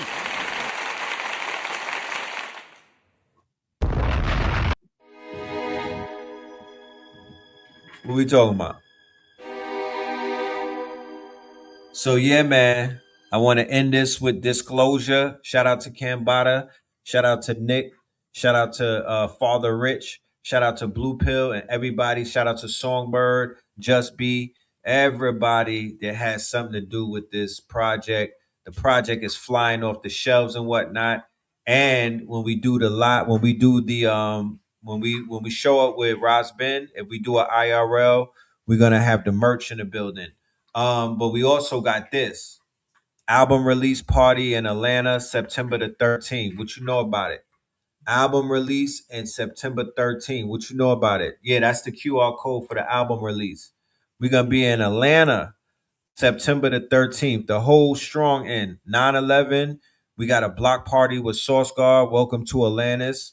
9/12, we're going to be on Stone Mountain with Source Guard and the family. And 9/13, we're going to be at the album release. And also that same weekend, we got a writer's camp with Cambada. And we're going to be working on volume 2 of Voltron at the writer's camp. All right. That's going to be in a private location. You'll have access to get tickets to that if you want to be a part of it. But for right now, you could be a part of the quote unquote album release in Atlanta. Get your ass down to Atlanta. If you ever anywhere near there, come and party with us. This is not a concert. This is not a performance. This is an album release. We're going to have other artists performing and whatnot. We're going to bring other artists on stage. I got my dude Quay Beats. He's a producer. I'm going to have producers playing their beats and whatnot. Y'all be able to freestyle and do what y'all do. But it's going to be a party, man. It's time to celebrate life. You feel me? Because I've been doing a lot of work. I haven't had an opportunity to celebrate. And I'm very proud of my album. I'm proud of this project. I'm proud of what we created and whatnot. So we just want to celebrate. You know what I mean? We just want to have fun. We want to celebrate life. We want to celebrate each other. I want my bro Cambada to see that he's loved because this is his first time making an album in a few years since he had 2 children. So I just want my bro to know that he's loved and he's appreciated. And yeah, I want us to come out and enjoy ourselves. You feel me? Simple. You know, we don't gotta. It's not really rocket science. It's just really very simple. You know what I mean? We got music. I need to hear that shit on big speakers with the lights out, drinking on some champagne, smoking on some sour diesel. You know what I mean? With some, you know what I mean, with some daughters around me, with some fine shit in the building. You know what I mean? So I could do my love song. I got songs for the ladies. You know what I mean? Maybe Blue Pill will take his shirt off. He been in the gym. You know what I'm talking about? I look like Adrian Broner.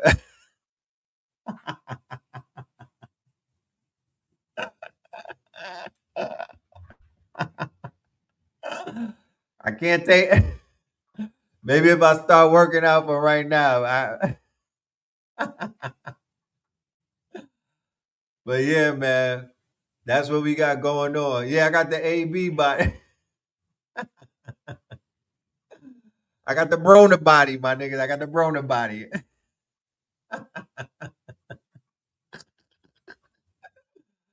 But yeah, here we go, y'all. Here we go. Let's go. Disclosure. We gonna end it with the disclosure. Red Pill and Cambata. This shit going viral too. The video here is going viral. Yeah. I got rappers in my inbox asking questions and whatnot. Shit crazy right now. But yeah, let's go.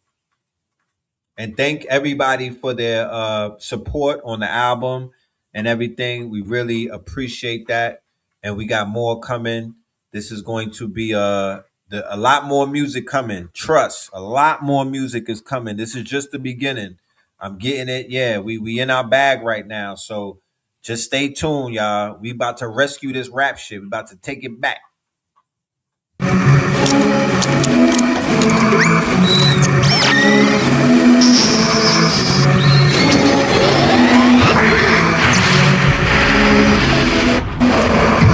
We the collectors of the art, the thinkers, the doers, the knowers, the architectures of the art. Triple dark moon protectors of the hearts. Triple dark mega yachts, 444 megawatts. Firm biz, nature, Foxy, AZ, Don, Escobar, moving megatons, mega bucks. 444 megatrons, they call mega bus. Went from Sega bus and a mega bus as we embark upon a hero's journey. Opening scene in Carlito's Way, laid out on a hero's journey.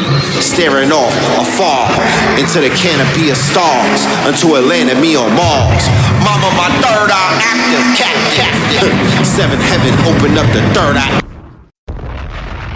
I think I'm a deaf poet now. You know what I'm talking about? Shout out to Blue Pill, the top poet. I'm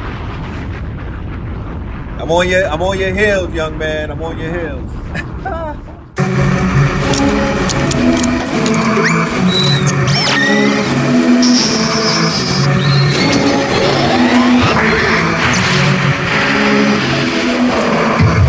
We the collectors of the art, the thinkers, the doers, the knowers, the architectures of the arc. Triple dark moon protectors of the hearts.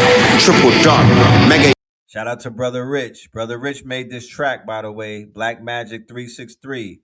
That's the producer of this track. Yeah, I ain't know he was mean with them beats. This is Brother Rich. This is a, yeah, he cooked this up. Yachts 444 megawatts. Firm Biz, Nature, Foxy, AZ, Don, Escobar, moving megatons, mega bucks. 444 megatrons that call mega bus. Went from Sega bus and a mega bus as we embark upon a hero's journey. Opening scene in Carlito's way, laid out on a hero's gurney. Staring off afar into the canopy of stars, unto Atlanta, me on Mars. Mama, my third eye active, captive. Seventh heaven, open up the third eye atlas. On the third eye Thursdays, Voltron form with bird's eye wordplay. Via the third eye persons in third grade. Revenge of the blur days, the Vic Mensa, mixed with the elixir serpenta. Welcome to the center of a mentor.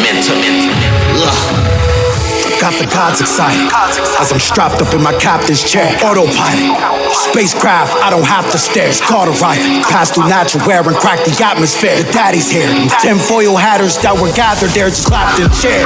Left the faculty of NASA scared. Donald Trump started acting weird, he just sat and stared. I hit up Billy Carson for a chat, we're galactic pairs. Grab the bear, acid in a chalice full of dragon tears. Cone-headed, 12-foot giant with a gold melon. Native suit, ants-eyed Christ at the Catholics fair. Universal soldier, the predator.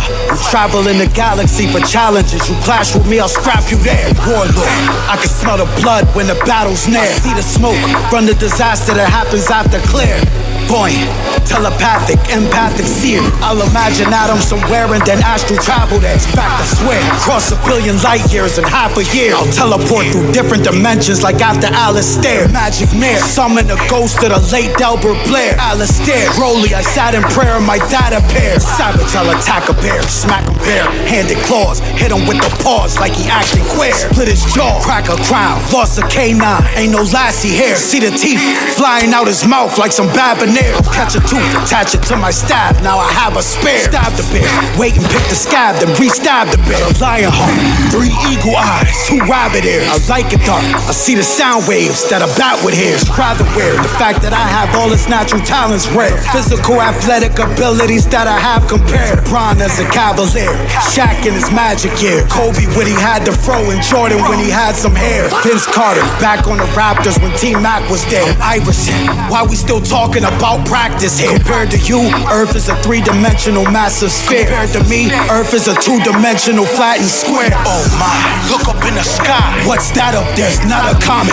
Rocks made of ice are not that aware. It's not a drone. Anything else that was manufactured here, it's a craft, cleverly disguised like a mask I wear. Daddy's here, 3-eye atlas in your stratosphere. Galaxy to galaxy, I traffic and I rack a dare. Fuck Earth, all I see is fags and crack addicts here. Everyone's cursed.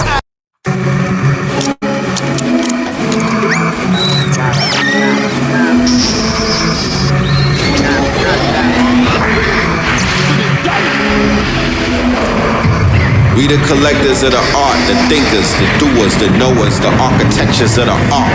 Triple dark moon protectors of the hearts. Triple dark mega yachts 444 megawatts. Firm Biz, Nature, Foxy, AZ, Don, Escobar, moving megatons, mega bucks. 444 megatrons that call mega bus. Went from Sega bus and a mega bus as we embark upon a hero's journey. Opening scene in Carlito's way, laid out on a hero's gurney. Staring off afar into the canopy of stars, unto Atlanta, me on Mars. Mama, my third eye active, captive. Seventh heaven, open up the third eye atlas. On the third eye Thursdays, Voltron form with bird's eye wordplay. Via the third eye persons in third grade. Revenge of the blur days, the Vic Mensa, mixed with the elixir serpenta. Welcome to the center of a mentor. Got the gods excited as I'm strapped up in my captain's chair. Autopilot, spacecraft, I don't have to stare. Scar arriving, pass through natural wear and crack the atmosphere. The daddy's here, and tinfoil hatters that were gathered there just clapped in chairs. Left the faculty of NASA scared. Donald Trump started acting weird, he just sat and stared. I hit up Billy Carson for a chat, we're galactic pairs. Grab the bear, acid in a chalice full of dragon tears. Cone-headed, 12-foot giant with a gold melon. Native suit, anti Christ at the Catholics fair. Universal soldier, the predator. You travel in the galaxy for challenges. You clash with me, I'll scrap you there. Warlord, I can smell the blood when the battle's near. See the smoke from the disaster that happens after clear. Buoyant, telepathic, empathic seer. I'll imagine atoms somewhere and then astral travel there. It's fact, I swear. Cross a billion light years in half a year. I'll teleport through different dimensions like after Alistair. Magic mare, summon the ghost of the late Delbert Blair. Alistair, Broly, I sat in prayer and my dad appeared. Savage, I'll attack a bear, smack him bare. Handed claws, hit him with the paws like he acting queer. Split his jaw, crack a crown, lost a canine. Ain't no lassie hair. See the teeth flying out his mouth like some babonair. Catch a tooth, attach it to my stab. Now I have a spare. Stab the bear, wait and pick the scab, then re-stab the bear. Lion heart, 3 eagle eyes, 2 rabbit ears. I like it dark, I see the sound waves that a bat would hear. Rather weird, the fact that I have all its natural talents rare. Physical athletic abilities that I have compared. Bron as a cavalier, Shaq in his magic year. Kobe when he had the fro and Jordan when he had some hair. Vince Carter, back on the Raptors when T-Mac was there. Iverson, why we still talking about practice here? Compared to you, Earth is a 3-dimensional massive sphere. Compared to me, Earth is a 2-dimensional flattened square. Oh my, look up in the sky. What's that up there? It's not a comet. Rocks made of ice are not that aware. It's not a drone. Anything else that was manufactured here, it's a craft, cleverly disguised like a mask I wear. Daddy's here, 3-eye atlas in your stratosphere. Galaxy to galaxy, I traffic and I rack a dare. Fuck Earth, all I see is fags and crack addicts here. Everyone's cursed. God is so mad that he had to swear. Say your last prayers, get your bags prepared. When my craft prepares, it means the revelation chapter's near. You gon' hear a blast and a flash of flare. Blinded, shining like the platinum that a rapper wears. Destroy Earth, leave, look back and cry happy tears. Watch the simulation crash and call Apple care. Out of gas, I stole it from the sun and caused plasma. Gotta say then hit me on the app, I got facts to share. Facts to share. Affluence. Then I hack and Palantir and clear the data there. Altruism, unity, wholeness, precision, authentic love, harmony, healing, activation, tranquility, resilience, consistency, vitality, magnitude, chaos, and the rightful ruler's back. We're gonna shoot an official video in Atlanta that weekend when we out there, so tap in, all right? Go get that album, ladies and gentlemen. I promise you, it's classic. Album of the year until somebody showed me different. You know what I'm talking about? Album of the year until somebody shows us different. The Rightful Rulers is back. You dig? Shout out to Blue Pillar. Y'all are gonna be pleasantly pleased when you hear this this project, this piece of art right here. You know what I'm talking about? So yeah, we'll see you very soon, ladies and gentlemen. The link is in the description if you want to grab that, if you want to grab them tickets to that album listening. No, the album premiere, the album release party, not the album release party, 9/13 in Atlantis. You know what I'm talking about? Atlantis Major. Yeah. So with that being said, peace, love, and light to the family. I will catch you on a rebound. Thank you all for your time. We was hanging out for 3 hours. I really, like I said before, I look forward to when we get together. That be the highlight of my day. You know what I mean? If nobody ever told y'all before, you know what I'm saying? Y'all are appreciated and y'all are very much needed. That is a fact. Don't ever let my ego, I ain't gonna get on my EYL shit. It's always black forever. It's always us forever, never fucking them. You know what I'm talking about? Let's be clear. I'm doing this shit for us, never them. It would never get to that point. I don't give a fuck how much I fuck up in life, because to be honest with you, homie got frustrated because he fucked up. The hate that he was getting because he was fucking up. The people, you can't blame the people. You dig? So you can't take it out on the people. That's Saturn kicking them in the ass and whatnot. You know what I mean? So yeah, watch out for that retrograde. Don't fall down like homie. And with that being said, peace, love, and light, y'all. All right, y'all stay dangerous.